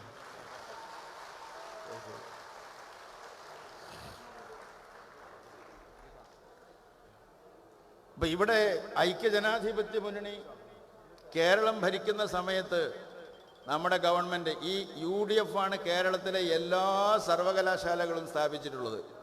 കേരള സർവകലാശാല ഒഴിച്ച് അത് രാജഭരണകാലത്താണ്. എത്ര മെഡിക്കൽ കോളേജുകൾ, എഞ്ചിനീയറിംഗ് കോളേജുകൾ നമ്മൾ കൊണ്ടുവന്നു. കാരുണ്യ ബെനവളൻ്റ് പദ്ധതി കൊണ്ടുവന്നു, ചികിത്സാ സഹായം കൊണ്ടുവന്നു. ഇപ്പോഴത്തെ ഗവൺമെൻറ് അഴിമതിയിൽ മുങ്ങിക്കുളിച്ച് നിൽക്കുകയാണ്. കണ്ണൂർ വിമാനത്താവളം കൊണ്ടുവന്നു, കൊച്ചി മെട്രോ കൊണ്ടുവന്നു, വിഴിഞ്ഞം ഹാർബർ കൊണ്ടുവന്നു. ഇതൊക്കെ കൊണ്ടുവന്നത് UDF ഗവൺമെൻറ്റുകളാണ്. അക്ഷയ പദ്ധതി പോലുള്ള പദ്ധതികൾ, കമ്പ്യൂട്ടറൈസേഷൻ്റെ കാര്യം, ഡിജിറ്റലായിട്ട് ഈ കേരളത്തെ പരിവർത്തിപ്പിക്കുന്നതിന് മുൻനിന്ന് പ്രവർത്തിച്ച നായകൻ PK കുഞ്ഞാലിക്കുട്ടി സാഹിബാണ്. അദ്ദേഹം വ്യവസായ വകുപ്പ് മന്ത്രി ആയിരുന്നപ്പോഴാണ് ഈ കമ്പ്യൂട്ടറൈസേഷൻ, കമ്പ്യൂട്ടർ വിദ്യാഭ്യാസം എല്ലാവർക്കും കൊടുക്കുന്നതിന് വേണ്ടി അക്ഷയ പദ്ധതി ആരംഭിച്ചത്. ഇതെല്ലാം നമ്മൾ ചെയ്ത. എന്നാൽ എല്ലാ പുതിയ സാധ്യതകളെയും നിരാകരിച്ചിട്ടുള്ളവരാണ് കമ്മ്യൂണിസ്റ്റുകാർ. അവർ കമ്പ്യൂട്ടറിനെ എതിർത്തവരാണ്, നെല്ലുകുത്ത് യന്ത്രങ്ങളെ എതിർത്തവരാണ്, പാടം പൂട്ടാൻ വന്ന ട്രാക്ടറുകളെ തടഞ്ഞവരാണ്, എല്ലാ പരിഷ്കാരങ്ങളെയും എതിർത്തവരാണ്. Biotechnology, information technology, nanotechnology, communication technology തുടങ്ങിയ പുതിയ സാങ്കേതിക വിദ്യകളുടെ കാലം, വിദ്യാഭ്യാസപരമായി മനുഷ്യൻ ഉയർന്ന കാലം, സാമ്പത്തികമായി വളർന്ന കാലം, ലോകത്തിനൊരു പുതിയ വഴി ചൂണ്ടിക്കാണിക്കപ്പെട്ട കാലം. ഈ പുതിയ കാലത്തിന് കമ്മ്യൂണിസ്റ്റുകാർക്ക് ഒരു സംഭാവനയും ചെയ്യാനില്ല. അത്രയും പഴഞ്ചനായ ഒരു സിദ്ധാന്തമാണ് അവർ കൈവശം വെക്കുന്നത്. എല്ലാ രാജ്യങ്ങളിലെ ഭരണവും പോയി, കേരളത്തിൽ മാത്രമായി ഇപ്പോൾ ചുരുങ്ങി. അത് പോകാൻ പോകുന്നു. ബംഗാൾ പോയി, ത്രിപുര പോയി, അതിനു മുമ്പ് ബീഹാറിലുണ്ടായിരുന്നു, ആന്ധ്രയിലുണ്ടായിരുന്നു, എല്ലാ സ്ഥലങ്ങളിലുണ്ടായിരുന്ന ആ ഭരണങ്ങളൊക്കെ പോയി. 1967 കമ്മ്യൂണിസ്റ്റ് പാർട്ടി ബീഹാറിൽ അന്നത്തെ BJP-യുടെ പേര് ജനസംഘം എന്നായിരുന്നു. ജനസംഘവുമായി ചേർന്ന് മന്ത്രിസഭ രൂപീകരിച്ചു 1967. 67 മന്ത്രിസഭയിൽ ബീഹാറിൽ ജനസംഘവും കമ്മ്യൂണിസ്റ്റ് പാർട്ടി ഒരുമിച്ചായിരുന്നു. കോൺഗ്രസ് പാർട്ടിക്ക് പരാജയം വന്ന കാലത്ത് ഇന്ത്യൻ നാഷണൽ കോൺഗ്രസ് എന്ന് പറയുന്ന പാർട്ടി എപ്പോഴെല്ലാം ക്ഷീണിച്ചിട്ടുണ്ടോ അപ്പോഴെല്ലാം വർഗീയവാദം തലപൊക്കിയിട്ടുണ്ട്. ഇന്ത്യൻ യൂണിയൻ മുസ്ലിം ലീഗ് എന്ന് പറയുന്ന പാർട്ടി എപ്പോഴെല്ലാം ക്ഷീണിച്ചിട്ടുണ്ടോ അപ്പോൾ മുസ്ലിം വർഗീയ തീവ്രവാദികൾ തലപൊക്കിയിട്ടുണ്ട്. ജനാധിപത്യത്തിൻ്റെ ഭാഗത്ത് നിന്നുകൊണ്ട് ബാബരി മസ്ജിദിൻ്റെ ഡിമോളിഷൻ സമയത്ത് പോലും പാണക്കാട് സയ്യിദ് മുഹമ്മദ് അലി ശിഹാബ് തങ്ങൾ പറഞ്ഞത് സമാധാനമാണ്, ആത്മസംയമനമാണ്. ഒരു കലാപവും കേരളത്തിൽ ഉണ്ടാകാതെ നോക്കിയതിൽ വലിയ പങ്ക് വഹിച്ചത് ഐക്യജനാധിപത്യ മുന്നണിയാണ്. ഇനിയും നമുക്ക് ആ രീതിയിൽ മുന്നോട്ട് പോകണം. കേരളത്തെ മാറ്റണം, പ്രവാസികളെ രക്ഷിക്കണം, വിദ്യാഭ്യാസ സ്ഥാപനങ്ങൾ വേണം, പുതിയ പഠനങ്ങൾ വേണം. അങ്ങനെ ചെറുപ്പക്കാർക്ക് പണി വേണം, പിൻവാതിൽ നിയമനം ഒഴിവാക്കണം. ഇതുപോലെ ഒരുപാട് കാര്യങ്ങൾ നമുക്ക് ചെയ്തു തീർക്കേണ്ടതായിട്ടുണ്ട്. അതെല്ലാം ചെയ്യുവാൻ സാധിക്കണമെങ്കിൽ ഐക്യജനാധിപത്യ മുന്നണി അധികാരത്തിൽ വരണം. ഈ തെരഞ്ഞെടുപ്പിൽ UDF അധികാരത്തിൽ വരും എന്ന് ഏതാണ്ട് ഉറപ്പായി കഴിഞ്ഞു. കേരളത്തിൽ ഐക്യജനാധിപത്യ മുന്നണിയുടെ ഭരണം വരാൻ പോകുന്നതിൽ പരിഭ്രാന്തരായി ഹാലിളകി സഖാക്കൾ നടത്തുന്ന ദുഷ്പ്രചരണങ്ങൾ അവസാനിപ്പിക്കുന്നതാണ് അവർക്ക് നല്ലത് എന്ന് ഞാൻ അവരോട് ആവശ്യപ്പെടുകയാണ്. ദുഷ്പ്രചരണങ്ങൾക്ക് മറുപടി പറയാനും അവരുടെ ചോദ്യങ്ങൾക്ക് ഉത്തരം പറയാനും നടക്കുന്ന ജോലിയല്ല ഞങ്ങൾക്ക്. നിങ്ങളോട് ചില ചോദ്യങ്ങൾ ചോദിക്കാനാണ് ഞങ്ങൾ വന്നിട്ടുള്ളത്. നിങ്ങൾ ഹെഡ്മാഷും ഞങ്ങൾ കുട്ടികളുമായിട്ടുള്ള പരിപാടി വേണ്ട. ഞാൻ പ്രിൻസിപ്പാളാണ്. ഹെഡ്മാഷ് വേറെയാണ്, ഞാൻ പ്രിൻസിപ്പളാണ്. അപ്പോൾ ഞാൻ പറയുന്നത് എന്താ വെച്ചാൽ, നിങ്ങളെ ചോദ്യം ഞാൻ ഉത്തരം പറഞ്ഞ് നടന്നാൽ എനിക്ക് പറയാനുള്ളത് പറയാൻ പറ്റില്ല. അതുകൊണ്ട് ഞങ്ങളെ വഴിതെറ്റിക്കാനാണ് നിങ്ങൾ ശ്രമിക്കുന്നതെന്ന് എനിക്കറിയാം. ഈ നിയോജക മണ്ഡലത്തിലെ എല്ലാ പഞ്ചായത്തുകളിലെയും എല്ലാ പ്രശ്നങ്ങളും എനിക്കറിയുന്നതും അറിയാത്തതും നിങ്ങളെല്ലാവരും കടലാസുകളിൽ എഴുതി നൽകണം.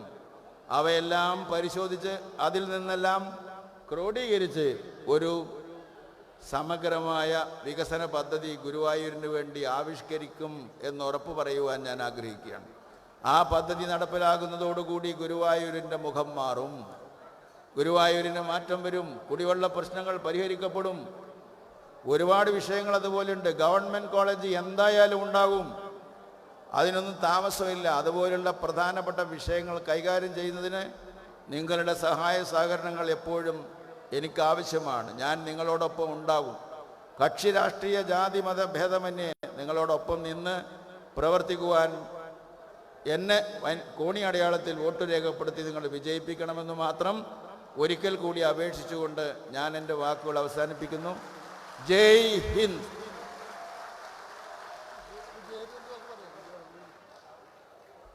പ്രിയപ്പെട്ടവരെ, ഏതാനും നിമിഷങ്ങൾക്കകം നമ്മളൊക്കെ ആകാംക്ഷയോടുകൂടി കാത്തിരിക്കുന്ന നമ്മുടെ പ്രിയങ്കരിയായ പ്രിയങ്ക ഗാന്ധി ഈ ചാവക്കാട് നഗരയിലേക്ക് കടന്നു വരികയാണ്. ഈ ആബാലവൃദ്ധ ജനങ്ങളും ഭക്ഷണവും വെള്ളവും പലർക്കും ലഭിക്കാതെ കാത്തിരിക്കുന്നത് ഈ ഏറ്റവും ഈ നിമിഷത്തെയാണ്. അവർ കടന്നു വരികയാണ്. അതിനു മുമ്പായി നമുക്കൊരാൾ കൂടി നിങ്ങളോട് അഭിസംബോധന ചെയ്യാനുണ്ട്. അത് മറ്റാരുമല്ല,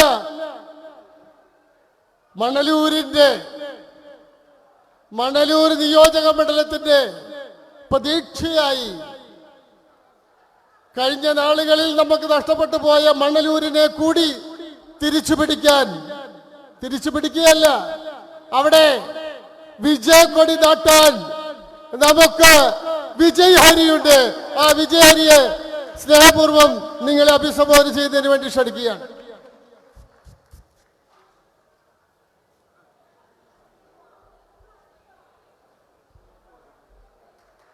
ഗുരുവായൂരിലെ UDFിൻ്റെ സ്ഥാനാർത്ഥി, എനിക്ക് മുമ്പ് സംസാരിച്ച ബഹുമാന്യനായ ശ്രീ KN ഖാദർ അവർകൾ, ഇവിടെ എന്നെ നിങ്ങളോട് സംസാരിക്കാനായി ക്ഷണിച്ച മുസ്ലിം ലീഗിൻ്റെ നേതാവ് ശ്രീ CH റഷീദ്, ബ്ലോക്ക് DCCയുടെ നേതാക്കൾ, അങ്ങനെ നിരവധി ആദരണീയരായ വ്യക്തിത്വങ്ങൾ വേദിയിലുണ്ട്. എൻ്റെ മുന്നിൽ നിൽക്കുന്ന എൻ്റെ സഹപ്രവർത്തകരെ, സുഹൃത്തുക്കളെ, വളരെയധികം സന്തോഷത്തോടു കൂടിയും അഭിമാനത്തോടു കൂടിയുമാണ് ഞാൻ ഇവിടെ നിങ്ങളുടെ മുമ്പിൽ നിൽക്കുന്നത്. ഇപ്പോൾ ഇത്തവണ ഇന്ത്യൻ നാഷണൽ കോൺഗ്രസ് നിരവധി പുതുമുഖങ്ങൾക്കും ചെറുപ്പക്കാർക്കും അവസരം നൽകിയതിനാലാണ് എനിക്ക് മണലൂർ സ്ഥാനാർത്ഥിയായി, UDFിൻ്റെ സ്ഥാനാർത്ഥിയായി നിൽക്കാൻ സാധിച്ചത്. പാർട്ടി വളരെ വലിയ അവസരത്തോടൊപ്പം ചുമതലയുമാണ് നൽകിയിട്ടുള്ളത്. ആയതുകൊണ്ട് തന്നെ എൻ്റെ മനസ്സിൽ എങ്ങനെയെങ്കിലും അവിടെ വിജയിക്കണമെന്ന ചിന്ത മാത്രമാണുള്ളത്. മാത്രമല്ല, വിജയിച്ചു കഴിഞ്ഞാൽ അവിടെ കാര്യമായ ഒരു മാറ്റം കൊണ്ടുവരണം എന്നൊരാഗ്രഹമാണുള്ളത്. ആയതിൻ്റെ ഭാഗമായി മണലൂരിൻ്റെ സമഗ്ര വികസനം ലക്ഷ്യമാക്കിക്കൊണ്ട് ഒരു സ്വപ്നം, ഒരാഗ്രഹം എൻ്റെ മനസ്സിലുണ്ട്. വിഷൻ 21-26 സ്റ്റാൻഡപ്പ് മണലൂർ, സ്വയം പര്യാപ്തമായ മണലൂർ. അതാണ് എൻ്റെ സ്വപ്നം. അതിൽ സമഗ്ര മേഖലകളിലും അടിമുടി വ്യത്യാസം കൊണ്ടുവരണമെന്നാണ് ആഗ്രഹിക്കുന്നത്. ഞാൻ അവിടുത്തെ ജനങ്ങളോട് പറയുന്നത്, വിദ്യാഭ്യാസ മേഖലയിൽ ചെറുപ്രായത്തിൽ തന്നെ പല കഴിവുകളുള്ള, പല അഭിരുചികളുള്ള കുട്ടികളുണ്ട്. അവരുടെ അഭിരുചികൾ ഏതെന്ന് കണ്ടെത്തി അത് വികസിപ്പിക്കുവാൻ സാധിക്കുന്ന ഒരു മികച്ച കരിയർ ഡെവലപ്മെന്റ് സെന്റർ കൊണ്ടുവരണം. തൊഴിലധിഷ്ഠിത വിദ്യാഭ്യാസം ലക്ഷ്യമിട്ടുകൊണ്ട് ഒരു സ്കിൽ ഡെവലപ്മെന്റ് സെന്റർ, അതേപോലെ തന്നെ മികച്ച ജോലി ലഭ്യമാകുമ്പോൾ അതിൽ നല്ല പെർഫോമൻസ് കാഴ്ചവെക്കാനായി ഒരു ഫിനിഷിംഗ് സ്കൂൾ, ഇങ്ങനെയൊക്കെ പല സ്ഥാപനങ്ങളിലൂടെ വിദ്യാഭ്യാസം കഴിഞ്ഞ് വരുന്ന ചെറുപ്പക്കാർ തെക്ക് വടക്ക് നടക്കേണ്ട ഒരു അവസ്ഥ ഉണ്ടാകരുത്. അതിന് ഇന്നത്തെ കാലഘട്ടത്തിൽ ഐ ടി മേഖലയെ ഡിപ്പെൻഡ് ചെയ്തുകൊണ്ട് വൻ തൊഴിലവസരങ്ങളുണ്ട്. ഒരു മിനി ഐ.ടി. പാർക്കാണ് മണലൂരിൽ വിഭാവനം ചെയ്യുന്നത്. 4000 മുതൽ 5000 പേർക്ക് വരെ മികച്ച ശമ്പളത്തോടുകൂടി ജോലി ചെയ്യാവുന്ന ഒരു മിനി ഐ.ടി. പാർക്ക്.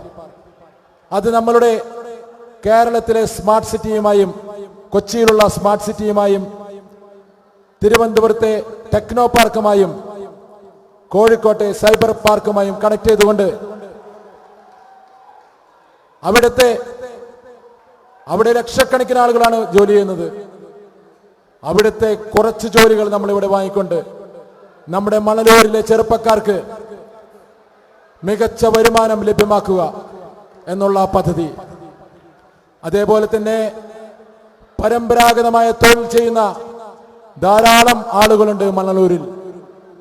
നമുക്കറിയാം, അവിടെ കളിമൺ പാത്രങ്ങൾ ഉണ്ടാക്കുന്നവരുണ്ട്, കാർഷിക മേഖലയിൽ പ്രവർത്തിക്കുന്നവരുണ്ട്, ആശാരിമാരുണ്ട്, കരുവാന്മാരുണ്ട്.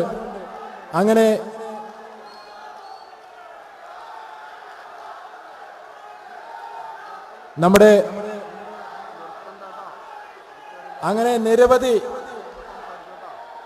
നിരവധി ആളുകൾ അവിടെയുണ്ട്.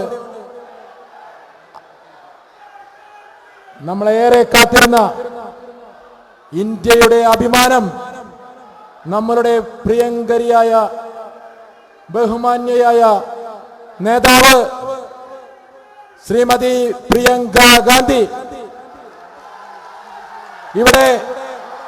ഇവിടെ എത്തിച്ചേർന്നിരിക്കുകയാണ്.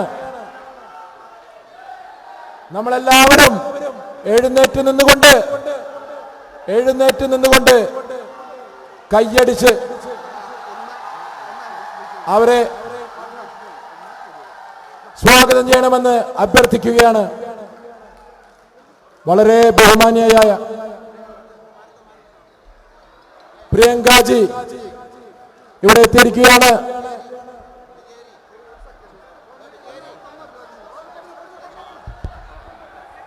പ്രിയമുള്ളവരെ, പ്രിയങ്കരിയായ നമ്മുടെ നേതാവ് ശ്രീമതി പ്രിയങ്ക ഗാന്ധി ഇവിടെ എത്തിച്ചേർന്നിരിക്കുകയാണ്. ദയവ് ചെയ്ത് ഈ വേദിയിൽ നിൽക്കുന്നവരെല്ലാവരും സ്റ്റേജിൽ ഇരിക്കണം എന്ന് അഭ്യർത്ഥിക്കണം. എല്ലാവരും ഇരിക്കണം എന്ന് അഭ്യർത്ഥിക്കണം പ്ലീസ്. ഈ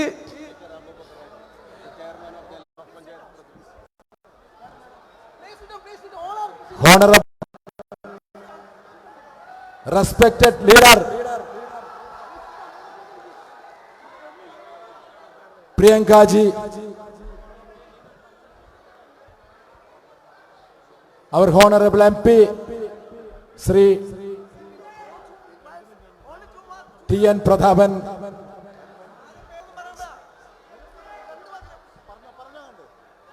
KPCCയുടെ ജനറൽ സെക്രട്ടറി ശ്രീ ഒ അബ്ദുറഹ്മാൻകുട്ടി തുടങ്ങിയ നിരവധി നേതാക്കളുണ്ട്. ആരുടെയും പേര് പറയണ്ട എന്നാണ് പറയുന്നത്. ഇവിടെ എത്തിച്ചേർന്ന പ്രിയങ്കാജിക്ക് ആദ്യമായി അഭിവാദ്യങ്ങൾ അർപ്പിക്കുന്നു. അതോടൊപ്പം തന്നെ മണലൂരിലെ ഞാൻ നിങ്ങൾക്ക് മുന്നിൽ വെച്ച വിഷൻ 21-26 എന്ന പദ്ധതി, ആ സ്വപ്നം അത് യാഥാർത്ഥ്യമാക്കുന്നതിന് നിങ്ങളെല്ലാവരും പരമാവധി ആളുകളെ കൊണ്ട് ഐക്യജനാധിപത്യ മുന്നണിയുടെ സ്ഥാനാർത്ഥിയായ എളിയവനായ എന്നെ കയ്യടയാളത്തിൽ വോട്ട് ചെയ്ത് വിജയിപ്പിക്കണമെന്ന് വിനീതമായി അഭ്യർത്ഥിച്ചുകൊണ്ട് ഇവിടെ സംസാരിക്കാൻ അവസരം നൽകിയ നേതൃത്വത്തിനോട് നന്ദി പറഞ്ഞുകൊണ്ട് നിർത്തുന്നു. നന്ദി, നമസ്കാരം, ജയ് ഹിന്ദ്. നമ്മുടെ സ്ഥാനാർത്ഥി ഗുരുവായൂർ UDF സ്ഥാനാർത്ഥി അഡ്വക്കേറ്റ് KN ഖാദർ MLA അവരുടെ ആദരവോടും ക്ഷണിച്ചോളൂ. ആദരണീയയായ ശ്രീമതി പ്രിയങ്ക ഗാന്ധി, ഇന്ത്യയുടെ അഭിമാനമായ ഇന്ദിരാഗാന്ധിയുടെ പേരക്കിടാവായ രാജീവ് ഗാന്ധിയുടെ പ്രിയപ്പെട്ട പുത്രിയായ ഭാരതത്തിൻ്റെ അഭിമാനഭാജനമായ ശ്രീ പ്രിയങ്ക ഗാന്ധിജി, അങ്ങയെ ഞാൻ സന്തോഷപൂർവം ഈ ഗുരുവായൂർ നിയോജക മണ്ഡലത്തിലെ ജനങ്ങളെ ഐക്യജനാധിപത്യ മുന്നണിക്ക് വേണ്ടി അഭിസംബോധന ചെയ്യാൻ സ്വാഗതം ചെയ്യുകയാണ്.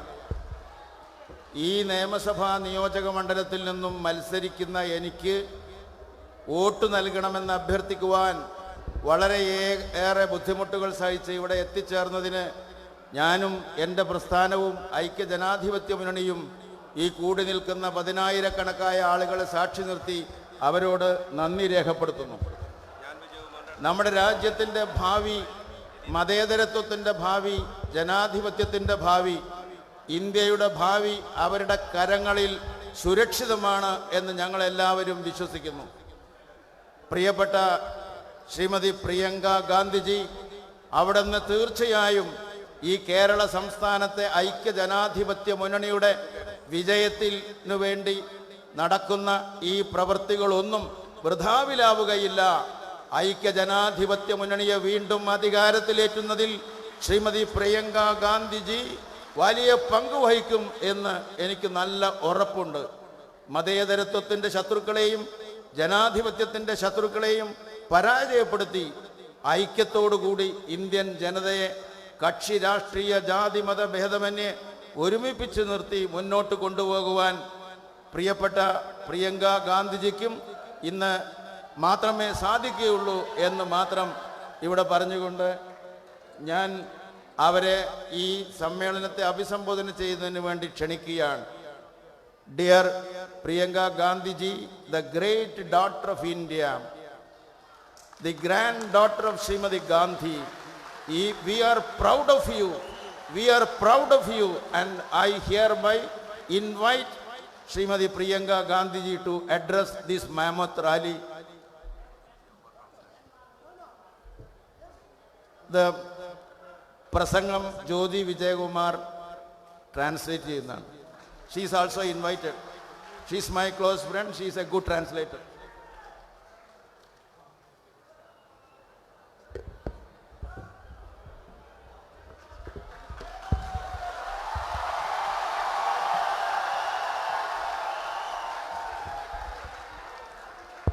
It is an honor for me to be here today. നിങ്ങളുടെ മുൻപിൽ ഇന്ന് വന്നു നിൽക്കുന്നത് എന്നെ സംബന്ധിച്ചിടത്തോളം ഒരു വലിയ ആദരവായി ഞാൻ കണക്കാക്കുന്നു. Among all of you, hard-working and beautiful people of Kerala. കേരളത്തിലെ കഠിനാധ്വാനികളും സുന്ദരരും മനോഹരമായ മനുഷ്യരുടെ മുമ്പിൽ ഇന്ന് വന്ന് നിൽക്കുന്നത് എനിക്ക് വളരെയധികം സന്തോഷം നൽകുന്ന ഒന്നാണ്.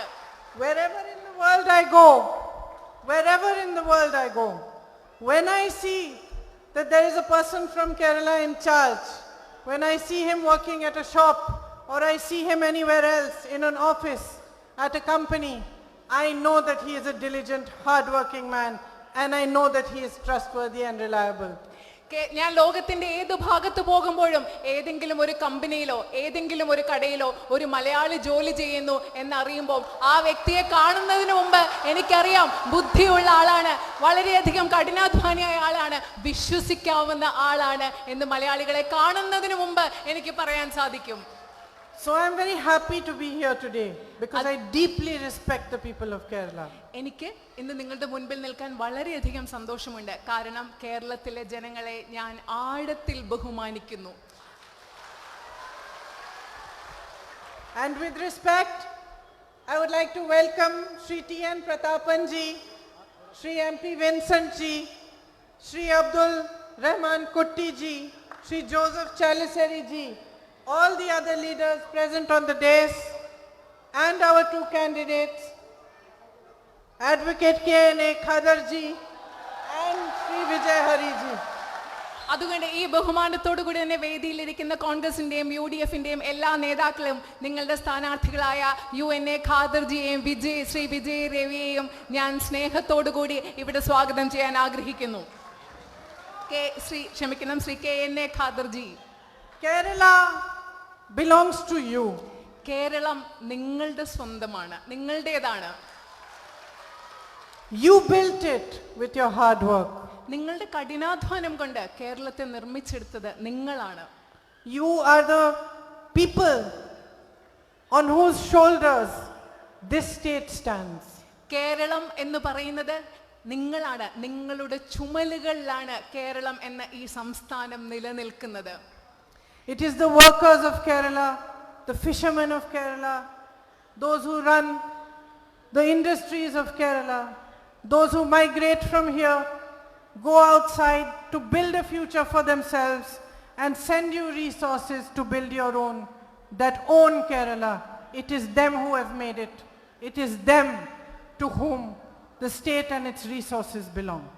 കേരളം എന്ന് പറയുന്നത് ഇവിടുത്തെ തൊഴിലാളികളാണ്, ഇവിടെ മത്സ്യത്തൊഴിലാളികളാണ്, ഇവിടുത്തെ കർഷകരാണ്. അതുപോലെ തന്നെ സ്വന്തം ഭാവി പടുത്തുയർത്തുന്നതിന് വേണ്ടി കേരളത്തിന് പുറത്ത് കുടിയേറി പാർക്കുന്ന ആളുകളും അവർ നിങ്ങൾക്ക് തിരിച്ച് കേരളത്തിലേക്ക് നൽകുന്ന സംഭാവനകളും ഇതെല്ലാം ചേർന്നുകൊണ്ടാണ് നിങ്ങളാണ് കേരളം നിർമ്മിച്ചിരിക്കുന്നത്. കേരളത്തിൻ്റെ ഈ സമ്പദ് സമൃദ്ധിയും കേരളത്തിൻ്റെ വിഭവങ്ങളും എല്ലാം നിങ്ങൾ ഉൾപ്പെടുന്ന ഈ എല്ലാവരുടേതുമാണ്.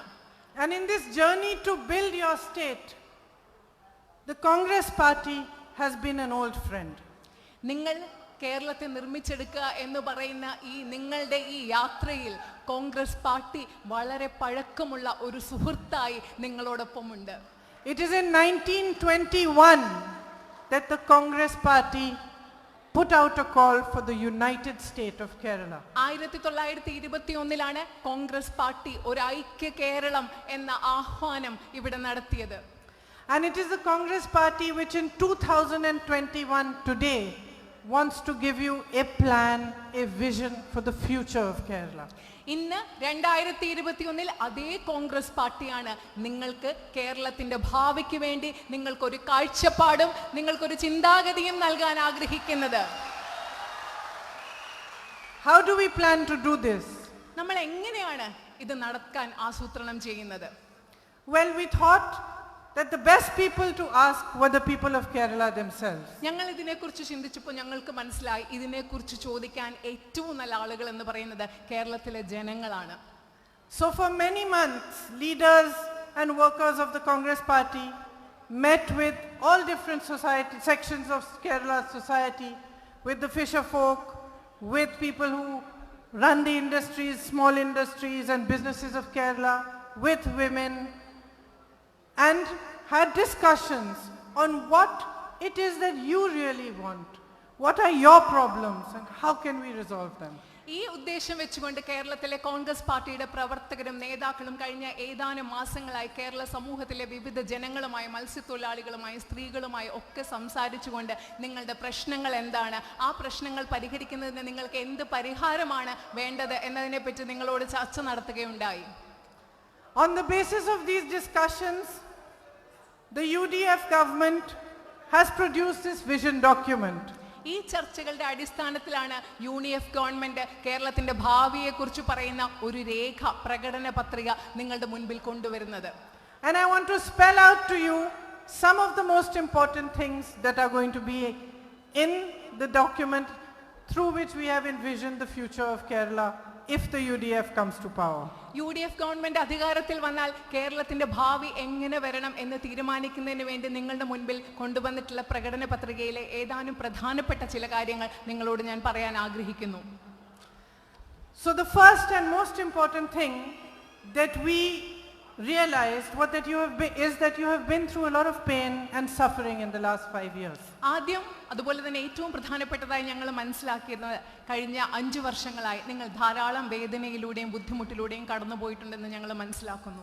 Instead of helping you in your struggles, strengthening you in the face of adversities like the corona pandemic, the lockdown during the pandemic, your government did nothing to make you stronger. ഈ ബുദ്ധിമുട്ടുകളിൽ നിങ്ങളുടെ കൂടെ നിൽക്കുന്നതിനൊപ്പം corona കാലഘട്ടത്തിലുണ്ടായ lockdown ഇതിന്റെയൊക്കെ ഭാഗമായി നിങ്ങൾ ബുദ്ധിമുട്ടുകൾ സഹിക്കുമ്പോൾ നിങ്ങളുടെ ഒപ്പം നിൽക്കുന്നതിനൊപ്പം നിങ്ങളുടെ ഗവൺമെന്റ് നിങ്ങൾക്ക് വേണ്ടി ഒന്നും ചെയ്യുന്നില്ല, നിങ്ങളുടെ ഒപ്പം അവർ നിന്നിട്ടില്ല. We understand that the policies of the central government coupled with the policies of the state government have crippled the industries of Kerala. ഞങ്ങൾ മനസ്സിലാക്കുന്നു കേന്ദ്ര ഗവൺമെന്റിന്റെ നയങ്ങൾക്കൊപ്പം കേരളത്തിലെ ഗവൺമെന്റിന്റെ നയങ്ങളും കൂടെ ചേർന്ന് കേരളത്തിലെ വ്യവസായങ്ങൾക്ക് ധാരാളം ബുദ്ധിമുട്ടുകൾ ഉണ്ടാക്കിയിട്ടുണ്ടെന്ന് ഞങ്ങൾ മനസ്സിലാക്കുന്നു. They have weakened the small businesses of Kerala. കേരളത്തിലെ ചെറുകിട വ്യവസായങ്ങളെ അവ ദുർബലപ്പെടുത്തിയിട്ടുണ്ടെന്ന് ഞങ്ങൾ മനസ്സിലാക്കുന്നു. And we asked economists, we asked leaders who had been finance ministers of India, we asked them all, how can we restart the economy of Kerala? ഞങ്ങള് ഇവിടുത്തെ സാമ്പത്തിക വിദഗ്ധരോട് അതുപോലെ തന്നെ കേരളത്തിലെ ഭാരതത്തിലെ മുൻ മന്ത്രിമാരോട്, ധനകാര്യ മന്ത്രിമാരോടൊക്കെ ഞങ്ങൾ ചോദിച്ചു, ഞങ്ങൾക്ക് എന്ത് ചെയ്യാൻ പറ്റും, കേരളത്തിലെ സമ്പദ് വ്യവസ്ഥയെ വീണ്ടും ചലിപ്പിക്കുന്നതിന് ഞങ്ങൾക്ക് എന്ത് ചെയ്യാൻ സാധിക്കും? The answer was actually quite simple. അവരുടെ ഉത്തരം യഥാർത്ഥത്തിൽ വളരെ ലളിതമായിരുന്നു. They said that what has happened is that the state government's policies have favored corporates rather than putting money in the hands of the people. അവർ പറഞ്ഞത് ഇതാണ്, സംസ്ഥാന ഗവൺമെന്റിന്റെ നയങ്ങൾ അവരെപ്പോഴും താല്പര്യം കാണിച്ചത് കോർപ്പറേറ്റുകളോടാണ്. സാധാരണ ജനങ്ങളുടെ കയ്യിൽ പൈസ നൽകുന്നതിനേക്കാൾ സംസ്ഥാന ഗവൺമെന്റ് പണം നിക്ഷേപിച്ചത് കോർപ്പറേറ്റ് മുതലാളിമാരുടെ കയ്യിലാണ്. Instead of strengthening the rubber industry, the state government allowed unchecked imports of rubber. Rubber വ്യവസായത്തെ ശക്തിപ്പെടുത്തുന്നതിന് പകരം അനിയന്ത്രിതമായ റബ്ബറിന്റെ ഇറക്കുമതിയാണ് സംസ്ഥാന ഗവൺമെന്റ് അനുവദിച്ചു കൊടുത്തത്. It sold the livelihood of the fisher folk for a few thousand crores to corporates. ഏതാനും കോടി രൂപയ്ക്ക് വേണ്ടി നമ്മുടെ നാട്ടിലെ മത്സ്യത്തൊഴിലാളികളുടെ ഉപജീവന മാർഗത്തെ വിറ്റുകൊടുക്കുകയാണ് ഈ നാട്ടിലെ ഗവൺമെന്റ് ചെയ്തത്. And so it was the advice of economists and those who have run the finances of the country in the past that the money should be put back into the hands of the people so that the economy should restart once more. അതുകൊണ്ട് സാമ്പത്തിക വിദഗ്ധരും രാജ്യത്തിന്റെ ധനകാര്യ വകുപ്പ് മുൻപ് കൈകാര്യം ചെയ്തിട്ടുള്ള ആളുകളുടെ ഉപദേശമായിരുന്നു സമ്പദ് വ്യവസ്ഥയെ പുനരുജ്ജീവിപ്പിക്കുന്നതിന് വേണ്ടി സാധാരണക്കാരായ ജനങ്ങളുടെ കൈകളിലേക്ക് നമ്മൾ പണം തിരിച്ചു കൊടുക്കണമെന്നത്. So the first thing the UDF government proposes is that every poor family in Kerala should get monthly 6,000 rupees put directly in their deposit. അതുകൊണ്ട് ആദ്യമായി UDF ഗവൺമെന്റ് പറയുന്നത് കേരളത്തിലെ ഓരോ ദരിദ്ര കുടുംബത്തിനും ഓരോ മാസവും 6,000 രൂപ അവരുടെ അക്കൗണ്ടുകളിലേക്ക് എത്തും എന്നാണ് UDF ഗവൺമെന്റ് ഉറപ്പ് നൽകുന്നത്. I see so many of my sisters here. ഞാൻ എൻ്റെ സഹോദരിമാരെ ഒരുപാട് പേരെ ഇവിടെ കാണുന്നു. Specifically for those who run their homes, for housewives who are never recognized by governments and political parties.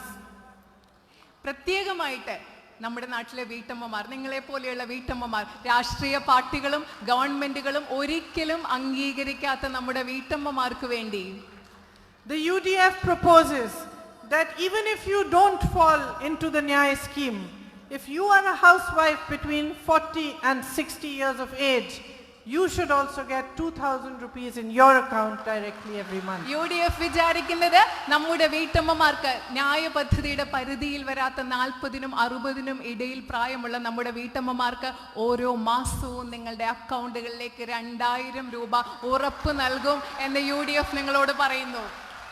I know how hard you work.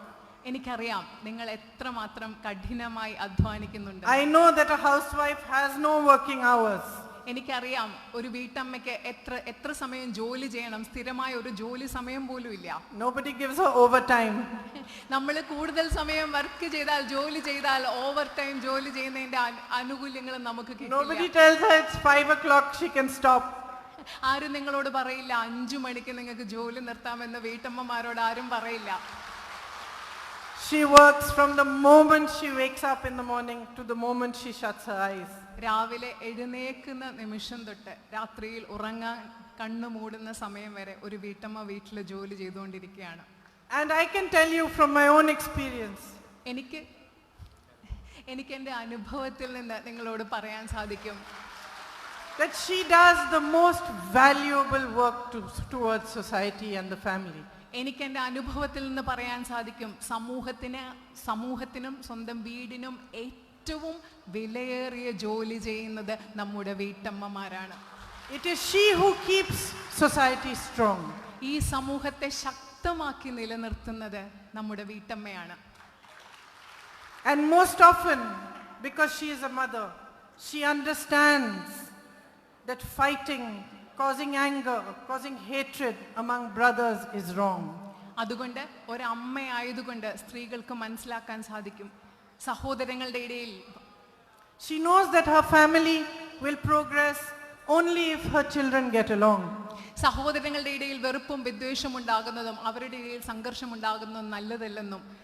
So I truly believe that it is the mother, it is the woman in society who will teach society to get along, to live peacefully and to progress together. സമാധാനവും ഐക്യമുണ്ടെങ്കിലേ സ്വന്തം കുടുംബം മുൻപോട്ട് പോകുമെന്നും സ്ത്രീകൾക്കറിയാം. അതുകൊണ്ട് ഞാൻ വിശ്വസിക്കുന്നു, സമൂഹത്തെ മുൻപോട്ട് കൊണ്ടുപോകാനും പുരോഗതിയിലേക്ക് നടത്താനുമുള്ള ചിന്ത സമൂഹത്തിന് നൽകാൻ ഏറ്റവും പ്രാപ്തിയുള്ളത് സ്ത്രീകൾക്കാണ്, അമ്മമാർക്കാണെന്ന് ഞാൻ വിശ്വസിക്കുന്നു. We are also very smart. നമ്മൾ അത് മാത്രമല്ല, നമ്മൾ വളരെ സ്മാർട്ടാണ്, കഴിവുള്ളവരാണ്. And we recognize lies when we see it. Recognize lies when we see it. അത് മാത്രമല്ല, നമുക്ക് നുണകൾ കാണുമ്പോൾ അത് തിരിച്ചറിയാനും കഴിയും.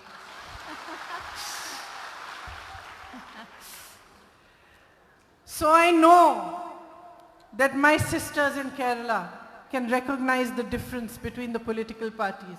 അതുകൊണ്ട് എനിക്കറിയാം, കേരളത്തിലെ എൻ്റെ സഹോദരിമാർക്ക് രാഷ്ട്രീയ പാർട്ടികൾ തമ്മിലുള്ള വ്യത്യാസം തിരിച്ചറിയാൻ സാധിക്കും എന്ന് എനിക്ക് കൃത്യമായി അറിയാം. And I know that when the UDF says that they have made a vision document, to certain things in that document, they will do it for you. അതുകൊണ്ട് എനിക്കറിയാം, നിങ്ങൾക്ക് മനസ്സിലാക്കാൻ സാധിക്കും, UDF ഒരു പ്രകടന പത്രികയുമായി നിങ്ങളുടെ മുൻപിൽ വന്ന് ഈ പ്രകടന പത്രികയിലെ വാഗ്ദാനങ്ങൾ നടപ്പിലാക്കുമെന്ന് UDF പറയുമ്പോൾ UDF നിങ്ങൾക്ക് വേണ്ടി അത് ചെയ്തിരിക്കും എന്ന് മനസ്സിലാക്കാനും നിങ്ങൾക്ക് സാധിക്കുമെന്ന് എനിക്കറിയാം. So there are other things that the UDF is proposing, especially for my sisters. എൻ്റെ സഹോദരിമാർക്ക് വേണ്ടി UDF ഗവൺമെന്റ് പറയുന്ന മറ്റു ചില നിർദ്ദേശങ്ങൾ കൂടിയുണ്ട്.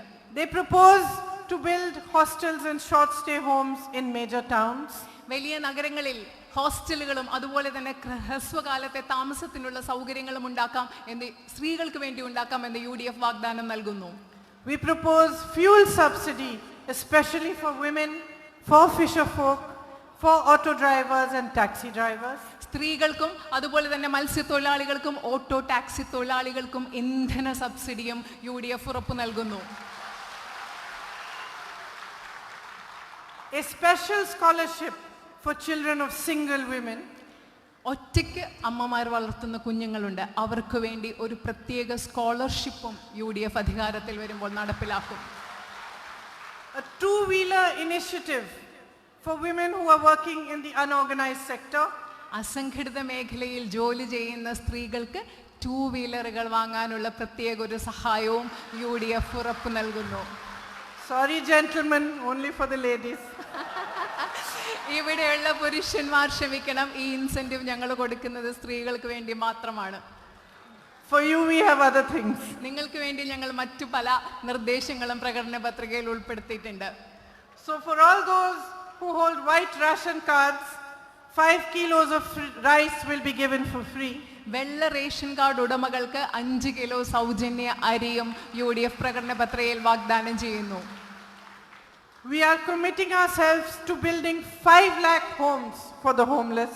നമ്മുടെ സംസ്ഥാനത്ത് വീടുകളില്ലാത്തവർക്ക് 5 ലക്ഷം പുതിയ വീടുകൾ നിർമ്മിക്കാം എന്ന ഉറപ്പും ഞങ്ങൾ നൽകുകയാണ്. To increasing the welfare pension to 3,000 rupees. അതുപോലെ ക്ഷേമ പെൻഷൻ 3000 രൂപയായി വർദ്ധിപ്പിക്കും എന്നും ഞങ്ങൾ വാക്ക് നൽകുന്നു. To putting in new measures to support small industry, Kerala's indigenous industries and small businesses. ഇവിടുത്തെ ചെറുകിട വ്യവസായങ്ങളും കേരളത്തിലെ തദ്ദേശീയവും പരമ്പരാഗതവുമായ വ്യവസായങ്ങളെ പിന്തുണയ്ക്കാൻ ആവശ്യമായ പുതിയ പദ്ധതികളും ആവിഷ്കരിക്കുമെന്ന് ഞങ്ങൾ ഉറപ്പ് നൽകുന്നു. We commit to give the minimum support price for rubber, coconut and paddy that the LDF refuses to give you. റബ്ബറിനും നാളികേരത്തിനും നെല്ലിനും LDF government നിങ്ങൾക്ക് തരാത്ത അടിസ്ഥാന താങ്ങുവില നൽകുമെന്നും ഞങ്ങൾ ഉറപ്പ് നൽകുന്നു.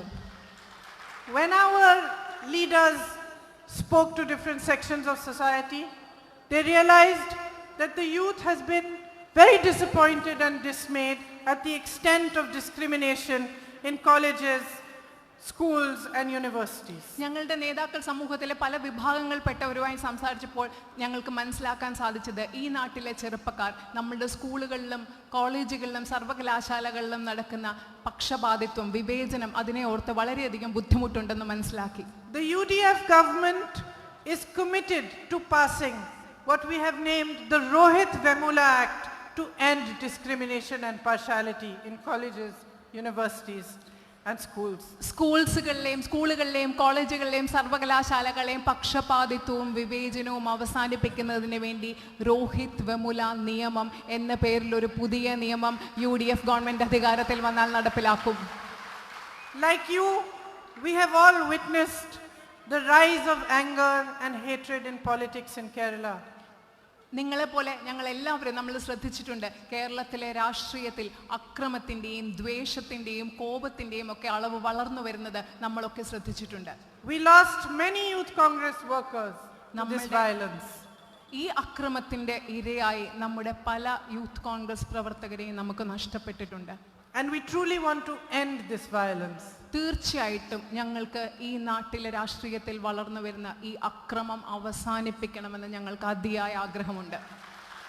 If politics itself promotes hatred and anger, then society becomes filled with it.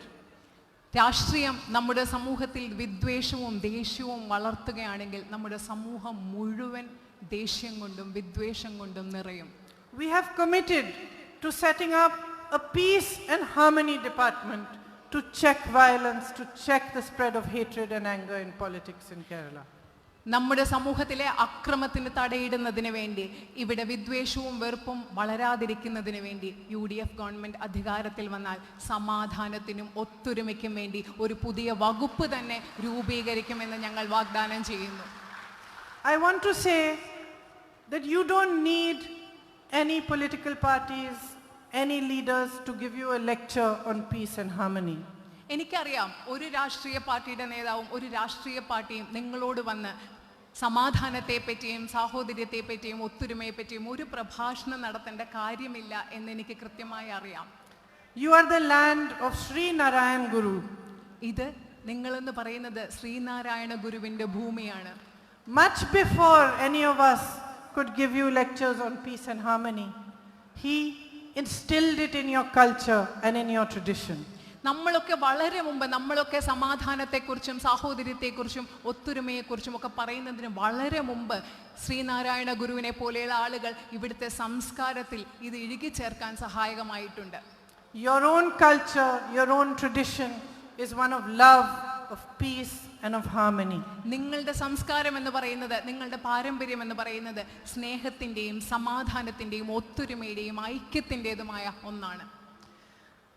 You know better than I do what the politics of the BJP and the RSS is. BJPയുടെയും RSSന്റെയും രാഷ്ട്രീയം എന്താണെന്ന് എനിക്കറിയാവുന്നതിനേക്കാളും വളരെയധികം നിങ്ങൾക്കാണ് അറിയാവുന്നത്. It is a well-packaged, well-fueled by propaganda and PR effort to camouflage the fact that it is divisive and it spreads anger, it spreads hatred amongst you. അതിൻ്റെ പ്രത്യയശാസ്ത്രം ജനങ്ങളെ വിഭജിക്കുന്നതും ജനങ്ങളുടെ ഇടയിൽ വിദ്വേഷവും വെറുപ്പും വളർത്തുന്നതുമാണ് എന്നുള്ള വസ്തുത മറച്ചുവെക്കാൻ വേണ്ടി PR വർക്കും പ്രചരണവും നടത്തുന്നതാണ് RSSന്റെയും BJPയുടെയും രാഷ്ട്രീയത്തിൻ്റെ അടിസ്ഥാനം എന്ന് എന്നെക്കാളും വ്യക്തമായി നിങ്ങൾക്കറിയാം. It's a pretense that it is a politics of development, a politics for the people. അത് വികസനത്തിന്റെ രാഷ്ട്രീയമാണ്, ജനങ്ങളുടെ രാഷ്ട്രീയമാണ് എന്ന് പറയുന്നത് വെറും കാപട്യവും മുഖംമൂടിയും നാട്യവുമാണ്. The truth is that its only purpose is to keep power. സത്യം എന്ന് പറയുന്നത് BJPയുടെയും RSSന്റെയും രാഷ്ട്രീയത്തിന്റെ ഒരേ ഒരു ലക്ഷ്യം എന്ന് പറയുന്നത് അതിനെ അധികാരത്തിൽ നിലനിർത്തുക എന്നത് മാത്രമാണ്. We have seen this again and again in the last few years of their rule. കഴിഞ്ഞ കുറേ വർഷങ്ങൾ അവർ ഭരിച്ചുകൊണ്ടിരിക്കുന്ന കഴിഞ്ഞ കുറേ വർഷങ്ങൾ ഇത് നമ്മൾ വീണ്ടും വീണ്ടും കണ്ടുകൊണ്ടിരിക്കുകയാണ്. Their policies have favored only a few corporate friends. അവർ നയപരമായ തീരുമാനങ്ങൾ എടുക്കുമ്പോൾ അവർ താല്പര്യം കാട്ടുന്നത് അവരുടെ കുറച്ച് കോർപ്പറേറ്റ് സുഹൃത്തുക്കളോട് മാത്രമാണെന്ന് നമ്മൾ കണ്ടുകൊണ്ടിരിക്കുകയാണ്. Except for election time, when they speak of the poor, they only work for the rich. Election തെരഞ്ഞെടുപ്പ് സമയത്ത് മാത്രം അവർ പാവപ്പെട്ടവരെ കുറിച്ച് സംസാരിക്കും, അല്ലാത്ത സമയത്ത് അവർ പ്രവർത്തിക്കുന്നത് ഈ രാജ്യത്തെ സമ്പന്നരായ ആൾക്കാർക്ക് വേണ്ടി മാത്രമാണ്. And even amongst the rich, they work only for the few 4 or 5 industrialists who are their friends. ഈ പറയുന്ന സമ്പന്നരായ ആളുകൾ എന്ന് പറയുമ്പോൾ അവർക്കിടയിൽ തന്നെ BJP RSSന്റെ ഗവൺമെന്റ് പ്രവർത്തിക്കുന്നത് അവർക്കിടയിലെ 4 or 5 BJPയുടെയും RSSന്റെയും സുഹൃത്തുക്കളായ വ്യവസായികൾക്ക് വേണ്ടി മാത്രമാണ്. We saw how they forced a law that people rose against. നിങ്ങൾക്കറിയാം ഈ രാജ്യത്തുള്ള ജനങ്ങൾ മുഴുവൻ പ്രതിഷേധിച്ച ഒരു നിയമം അവരെങ്ങനെയാണ് അടിച്ചേൽപ്പിക്കാൻ ശ്രമിക്കുന്നതെന്ന്. We saw the NRC CAA. It is designed to divide people. നമുക്കറിയാം NRC അതുപോലെ തന്നെ പൗരത്വ ഭേദഗതി നിയമം അത് എത്രമാത്രം ഈ രാജ്യത്തെ ജനങ്ങളെ വിഭജിക്കാൻ വേണ്ടി രൂപകൽപ്പന ചെയ്തിട്ടുള്ളതാണെന്ന് നമ്മൾക്ക് കൃത്യമായി അറിയാം. A law that asks you to provide proof of your allegiance to India. നിങ്ങൾക്ക് നിങ്ങളുടെ ഭാരതത്തോടുള്ള ഇന്ത്യയോടുള്ള നിങ്ങളുടെ വിധേയത്വം നിങ്ങളുടെ താല്പര്യം കാണിക്കുന്നതിന് വേണ്ടി നിങ്ങളോട് തെളിവ് ചോദിക്കുന്ന ഒരു നിയമം. A law that questions your love for your motherland. നിങ്ങളുടെ മാതൃഭൂമിയോടുള്ള നിങ്ങളുടെ സ്നേഹത്തെ ചോദ്യം ചെയ്യുന്ന ഒരു നിയമം. And when people all over the country rose against this law, when students protested, they were put down in the worst possible manner. ഈ രാജ്യത്തുള്ള മുഴുവൻ ആളുകൾ, ധാരാളം ആളുകൾ ഈ നിയമത്തിനെതിരെ പ്രതിഷേധിച്ചപ്പോൾ, നമ്മുടെ വിദ്യാർത്ഥികൾ പ്രതിഷേധിച്ചപ്പോൾ അവരെ വളരെയധികം ക്രൂരമായ രീതിയിൽ അടിച്ചമർത്താനാണ് ഈ ഗവൺമെന്റ് ശ്രമിച്ചത്. They were beaten, they were oppressed, their voices were silenced. അവരുടെ ശബ്ദങ്ങൾ ദുർബലമാക്കി, അവർ അടിച്ചമർത്തപ്പെട്ടു, അവർ മർദ്ദിക്കപ്പെട്ടു. I myself traveled extensively in Uttar Pradesh during that time. ആ സമയത്ത് ഞാൻ ഉത്തർപ്രദേശിൽ വളരെയധികം വ്യാപകമായി യാത്ര ചെയ്യുകയുണ്ടായി. I can never forget that I went to the house of a 19-year-old boy who used to support his family by selling milk outside their home. എനിക്ക് 19 വയസ്സുള്ള ഉത്തർപ്രദേശിലെ 19 വയസ്സുള്ള പാല് വിറ്റ് ഉപജീവനം നടത്തിക്കൊണ്ടിരിക്കുന്ന 19 വയസ്സുള്ള ഒരു ആൺകുട്ടിയുടെ വീട്ടിൽ പോയ അനുഭവം എനിക്ക് മറക്കാൻ സാധിക്കില്ല. He was simply standing outside his house when he was shot by the UP police. UP police ആ പയ്യനെ വെടിവെച്ചപ്പോൾ ആ പയ്യൻ വെറുതെ സ്വന്തം വീടിന്റെ മുറ്റത്ത് നിൽക്കുകയായിരുന്നു. I can never forget his father's face. ആ പയ്യൻ്റെ, ആ 19 വയസ്സുള്ള കുട്ടിയുടെ അച്ഛൻ്റെ മുഖം എനിക്ക് ഒരിക്കലും മറക്കാൻ സാധിക്കില്ല. I can never forget the pain in his mother's eyes. ആ പയ്യൻ്റെ, ആ ആൺകുട്ടിയുടെ അമ്മയുടെ കണ്ണുകളിലെ വേദന എനിക്ക് ഒരിക്കലും മറക്കാൻ സാധിക്കില്ല. They looked at me and they asked me, what have we done? അവര് എന്നോട് നോക്കി ചോദിച്ചു, We are quietly earning our own living. ഞങ്ങൾ എന്താണ് ചെയ്തത്? We have not hurt anyone. ഞങ്ങൾ സമാധാനമായിട്ട് ഞങ്ങളുടെ ഉപജീവനം നേടുകയാണ്. ഞങ്ങൾ ആരെയും വേദനിപ്പിച്ചിട്ടില്ല. We have not disturbed anyone. ഞങ്ങൾ ആരെയും ശല്യപ്പെടുത്തിയിട്ടില്ല. This is our motherland. ഇത് ഞങ്ങളുടെ മാതൃഭൂമിയാണ്. The father said to me in Hindi, Meri mitti isi zameen mein hogi. You understand Hindi? Yeah. Mitti is mud. Because when you are buried, that he will be buried on this land. ആ അച്ഛൻ എൻ്റെ മുഖത്ത് നോക്കി പറഞ്ഞു, എൻ്റെ മണ്ണ്, ഞാൻ എന്നെ അടക്കുമ്പോൾ എൻ്റെ മണ്ണ് എന്നെ അടക്കുന്നത് ഈ ഭൂമിയിലായിരിക്കും എന്ന്, ഇന്ത്യയുടെ ഈ ഭൂമിയിലായിരിക്കും എന്ന് ആ അച്ഛൻ എൻ്റെ മുഖത്ത് നോക്കി പറഞ്ഞു. He said he was born of this land and he will die of this land. അദ്ദേഹം പറഞ്ഞത്, ഞാൻ ഈ ഭൂമിയിൽ ജനിച്ച ആളാണ്, ഈ ഭൂമിയിൽ തന്നെ ഞാൻ മരിക്കും എന്നാണ് അദ്ദേഹം എന്നോട് പറഞ്ഞത്. I met students of Banaras Hindu University who had been arrested, thrown in jail on the harshest of charges because they protested this law. അതുപോലെ തന്നെ ബനാറസ് ഹിന്ദു യൂണിവേഴ്സിറ്റിയിലെ വിദ്യാർത്ഥികൾ ഈ നിയമത്തിനെതിരെ പ്രതികരിച്ചതിന് അവർക്കെതിരെ വളരെയധികം കടുപ്പമുള്ള കുറ്റങ്ങൾ അവരുടെ മേൽ ചുമത്തി അവരെ അറസ്റ്റ് ചെയ്ത് ജയിലിലേക്ക് അയക്കുകയാണ് ഉണ്ടായത്. I met the young sisters of a boy 21 years old who had just come out after his prayers from the mosque and he was shot in cold blood. ഒരു പയ്യൻ, മോസ്കിൽ നിന്ന് പുറത്തു വന്ന ഒരു പയ്യന്റെ, അദ്ദേഹം അവിടെ വെടിവെച്ച് ആ പയ്യന്റെ 2 സഹോദരിമാരെ ഞാൻ They showed me his pictures. A beautiful young face, full of promise. He used to work hard in a town far away from their village and he used to support them with his work. അവരെ സഹായിച്ചുകൊണ്ടിരുന്ന, അവരെ പിന്തുണച്ചുകൊണ്ടിരുന്ന മനോഹരമായ ഒരു മുഖം, അനേകം സ്വപ്നങ്ങളുള്ള, അനേകം വാഗ്ദാനങ്ങളും പ്രതീക്ഷകളുമുള്ള ആ മുഖം അവരെ എനിക്ക് കാണിച്ചു തന്നു. In the same way that they thrust the CA and NRC on the nation, today they thrust the farm laws on the nation. എങ്ങനെയാണോ CAA NRC നിയമങ്ങൾ ഈ രാജ്യത്ത് അടിച്ചേൽപ്പിക്കാൻ അവർ ശ്രമിച്ചത്, അതുപോലെയാണ് കർഷക നിയമങ്ങൾ ഇന്നവർ ഈ രാജ്യത്തിന് മേൽ, കർഷകരുടെ മേൽ അടിച്ചേൽപ്പിക്കാൻ ശ്രമിച്ചുകൊണ്ടിരിക്കുന്നത്. Laws that will all but destroy the farmers of our country. ആ നിയമങ്ങൾ എന്ന് പറയുന്നത് നമ്മുടെ രാജ്യത്തെ കർഷകരെ നശിപ്പിക്കാൻ പോകുന്ന നിയമങ്ങളാണ്. Lakhs of poor farmers have been sitting outside Delhi for months and months. ലക്ഷക്കണക്കിന് നമ്മുടെ നാട്ടിലെ ദരിദ്രരായ കർഷകർ ഡൽഹിക്ക് പുറത്ത് മാസങ്ങളായി സമരം ചെയ്തുകൊണ്ടിരിക്കുകയാണ്. And they have exposed the truth of the politics of the BJP. അവരാണ് നമ്മുടെ ഇവിടെ ഭരിക്കുന്ന BJP ഗവൺമെന്റിന്റെ രാഷ്ട്രീയം എന്താണെന്ന് കൃത്യമായി വെളിപ്പെടുത്തി തന്നിരിക്കുന്നത് അവരാണ്. They have exposed the truth that the government does not work for the people.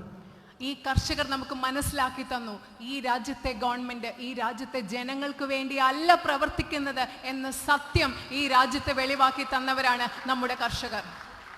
And the government, the prime minister, his ministers, they may choose to ignore the farmers. ഇവിടുത്തെ പ്രധാനമന്ത്രിയും അതുപോലെ അദ്ദേഹത്തിന്റെ മന്ത്രിമാരും ഈ നമ്മുടെ നാട്ടിലെ ഈ സമരം ചെയ്യുന്ന കർഷകരെ പാടെ അവഗണിക്കുകയാണ് ഉണ്ടായത്.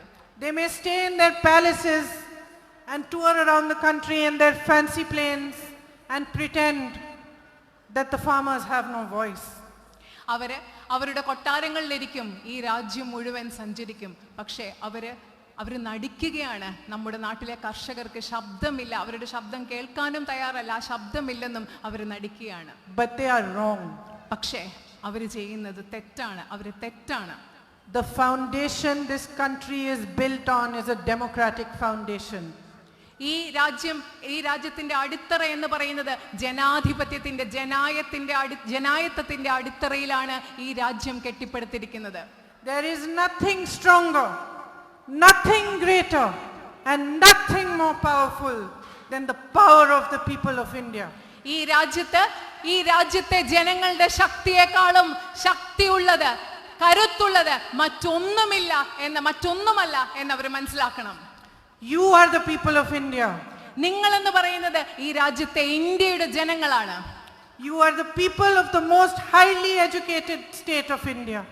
നിങ്ങൾ എന്ന് പറയുന്നത് ഈ ഇന്ത്യയിലെ ഏറ്റവും വിദ്യാസമ്പന്നരായ ആളുകളുള്ള ഒരു സംസ്ഥാനത്തെ ജനങ്ങളാണ് നിങ്ങൾ ഓരോരുത്തരും. Show India the way. ഇന്ത്യക്ക് നിങ്ങൾ വഴി കാണിച്ചു കൊടുക്കുക. Start with your politics here. നിങ്ങളുടെ പ്രതിഷേധം ഇവിടെ നിന്ന് തുടങ്ങട്ടെ. Make your government answerable to you. നിങ്ങളുടെ ഗവൺമെന്റിനെ നിങ്ങളോട് ഉത്തരവാദിത്തമുള്ളവരാക്കി, നിങ്ങൾക്ക് ഉത്തരം നൽകുന്നവരാക്കി നിങ്ങൾ മാറ്റുക. Do not let your voices go unheard. നിങ്ങളുടെ ശബ്ദങ്ങൾ കേൾക്കാതിരിക്കാൻ നിങ്ങൾ ഒരിക്കലും അനുവദിക്കരുത്. It is only your voice that can steer this country in the right direction. നിങ്ങളുടെ ശബ്ദത്തിനാണ് ഈ രാജ്യത്തെ യഥാർത്ഥ ദിശയിൽ മുൻപോട്ട് കൊണ്ടുപോകാൻ സാധിക്കുന്നത്. നിങ്ങളുടെ ശബ്ദത്തിന് മാത്രമാണ്. And you should use all your power to ask these governments to perform for you, to create development in your state, to create jobs, to strengthen your businesses, to empower the women of this state, and to give your children a brighter future. നിങ്ങളുടെ എല്ലാ ശക്തിയും ഉപയോഗിച്ചുകൊണ്ട് നിങ്ങൾ ഈ ഗവൺമെന്റുകളോട് ആവശ്യപ്പെടണം. നിങ്ങളുടെ സംസ്ഥാനത്തിന്റെ ഭാവിക്ക് വേണ്ടി പ്രവർത്തിക്കുവാൻ ആവശ്യപ്പെടണം. ഇവിടുത്തെ സ്ത്രീകളെ ശക്തീകരിക്കാൻ ആവശ്യപ്പെടണം. നിങ്ങൾക്ക് തൊഴിലവസരങ്ങൾ നൽകാൻ ആവശ്യപ്പെടണം. നിങ്ങളുടെ കുഞ്ഞുങ്ങൾക്ക് ശോഭനമായ ഒരു ഭാവി ഉണ്ടാക്കാൻ നിങ്ങളുടെ എല്ലാ ശക്തിയും ഉപയോഗിച്ച് ഈ ഗവൺമെന്റുകളോട് നിങ്ങൾ ആവശ്യപ്പെടണം. This is the great responsibility that you hold in your hands.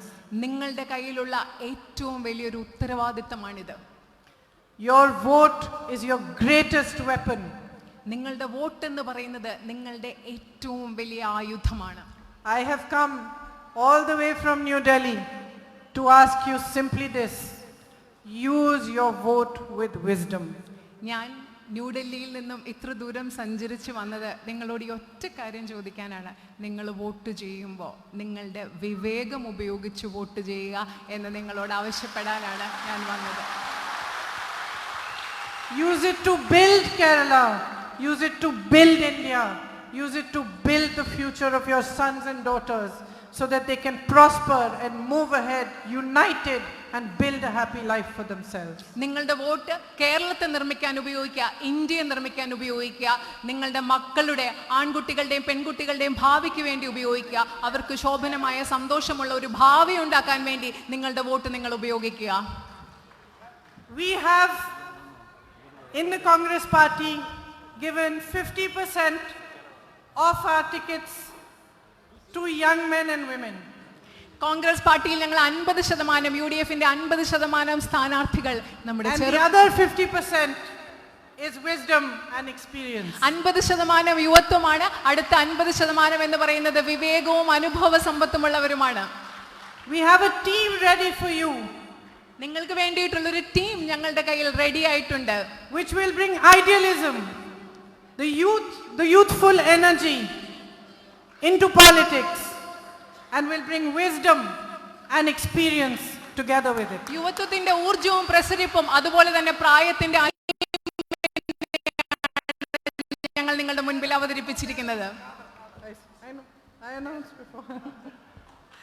So I wish and I hope that you will strengthen their hands, you will make the UDF win so that you get a government in your state that works only for you. അതുകൊണ്ട് എനിക്ക് ഉറപ്പുണ്ട്, നിങ്ങൾ UDFനോട് ചേർന്ന് നിന്നുകൊണ്ട് ഇവർക്ക് പിന്തുണ നൽകിക്കൊണ്ട് നിങ്ങൾക്ക് വേണ്ടി പ്രവർത്തിക്കുന്ന ഒരു ഗവൺമെന്റിനെ കേരളത്തിൽ തെരഞ്ഞെടുക്കുമെന്ന കാര്യത്തിൽ എനിക്ക് ഉറപ്പുണ്ട്. You have built a beautiful state with your hard work and your toil. We want to build a beautiful future for you. Give us the chance. Thank you. And thank you for waiting for me in this heat. Jai Hind. നിങ്ങളുടെ കഠിനാധ്വാനം കൊണ്ട് ഒരു മനോഹരമായ ഒരു സംസ്ഥാനം ഉണ്ടാക്കിയിട്ടുണ്ട്. നിങ്ങൾക്ക് വേണ്ടി മനോഹരമായ ഒരു ഭാവി ഉണ്ടാക്കണം. അതുകൊണ്ട് നിങ്ങൾ ഞങ്ങൾക്കൊരു അവസരം തരിക. ഇത്രയും നേരം എനിക്ക് വേണ്ടി കാത്തിരുന്നതിന് നന്ദി. നമസ്കാരം. ജയ് Hind. Gaji, we have a dream. We would like to see Mr. K.N.A. Kadar and Mr. Vijay Hari on the floor of Kerala Legislative Assembly Hall, raising both their hands, supporting UDF Parliamentary Party leader to be the Chief Minister of Kerala. Your presence and words have boosted our enthusiasm and vigor to achieve our goal. On behalf of those who have gathered here and the organizing committee, we would like to express our profound gratitude to Honorable Srimati Priyanka Gandhi for having participated in this glorious and historical event. We also extend our deepest sense of gratitude to ICC General Secretaries and all other distinguished guests on the podium for their participation. We also express our sincere thanks to all those who have gathered here despite scorching sun. Thank you very much.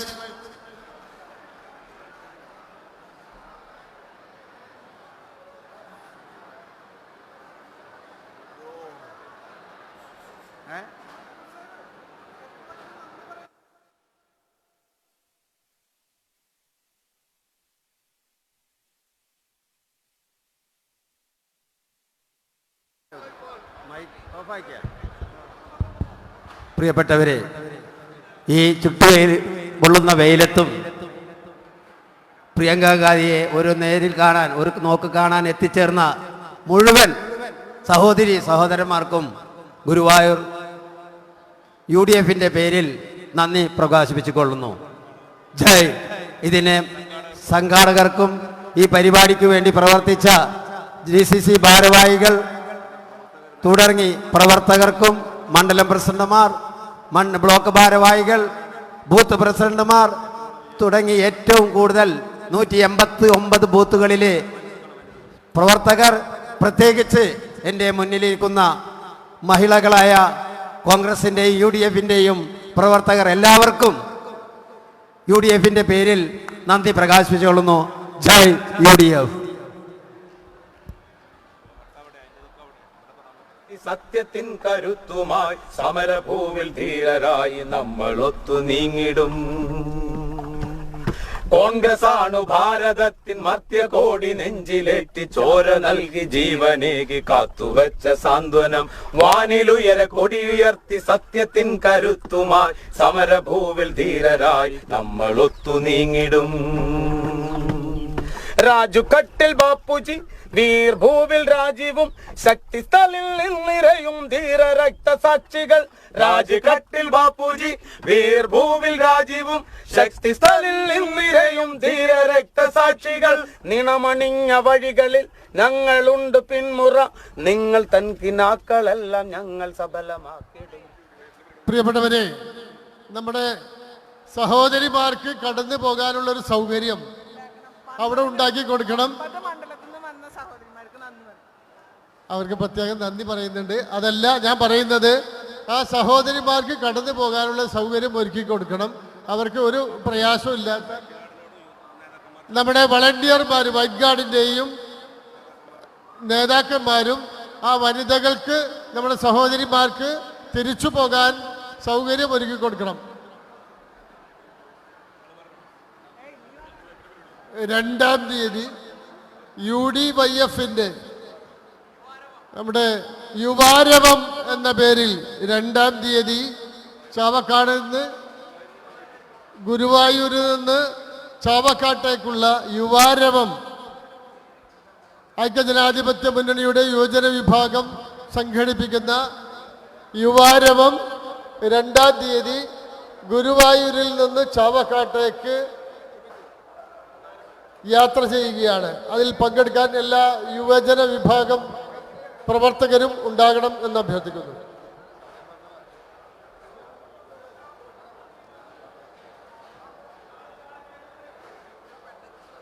സമരഭൂവിൽ ധീരരായി നമ്മളൊത്തു നീങ്ങിടും.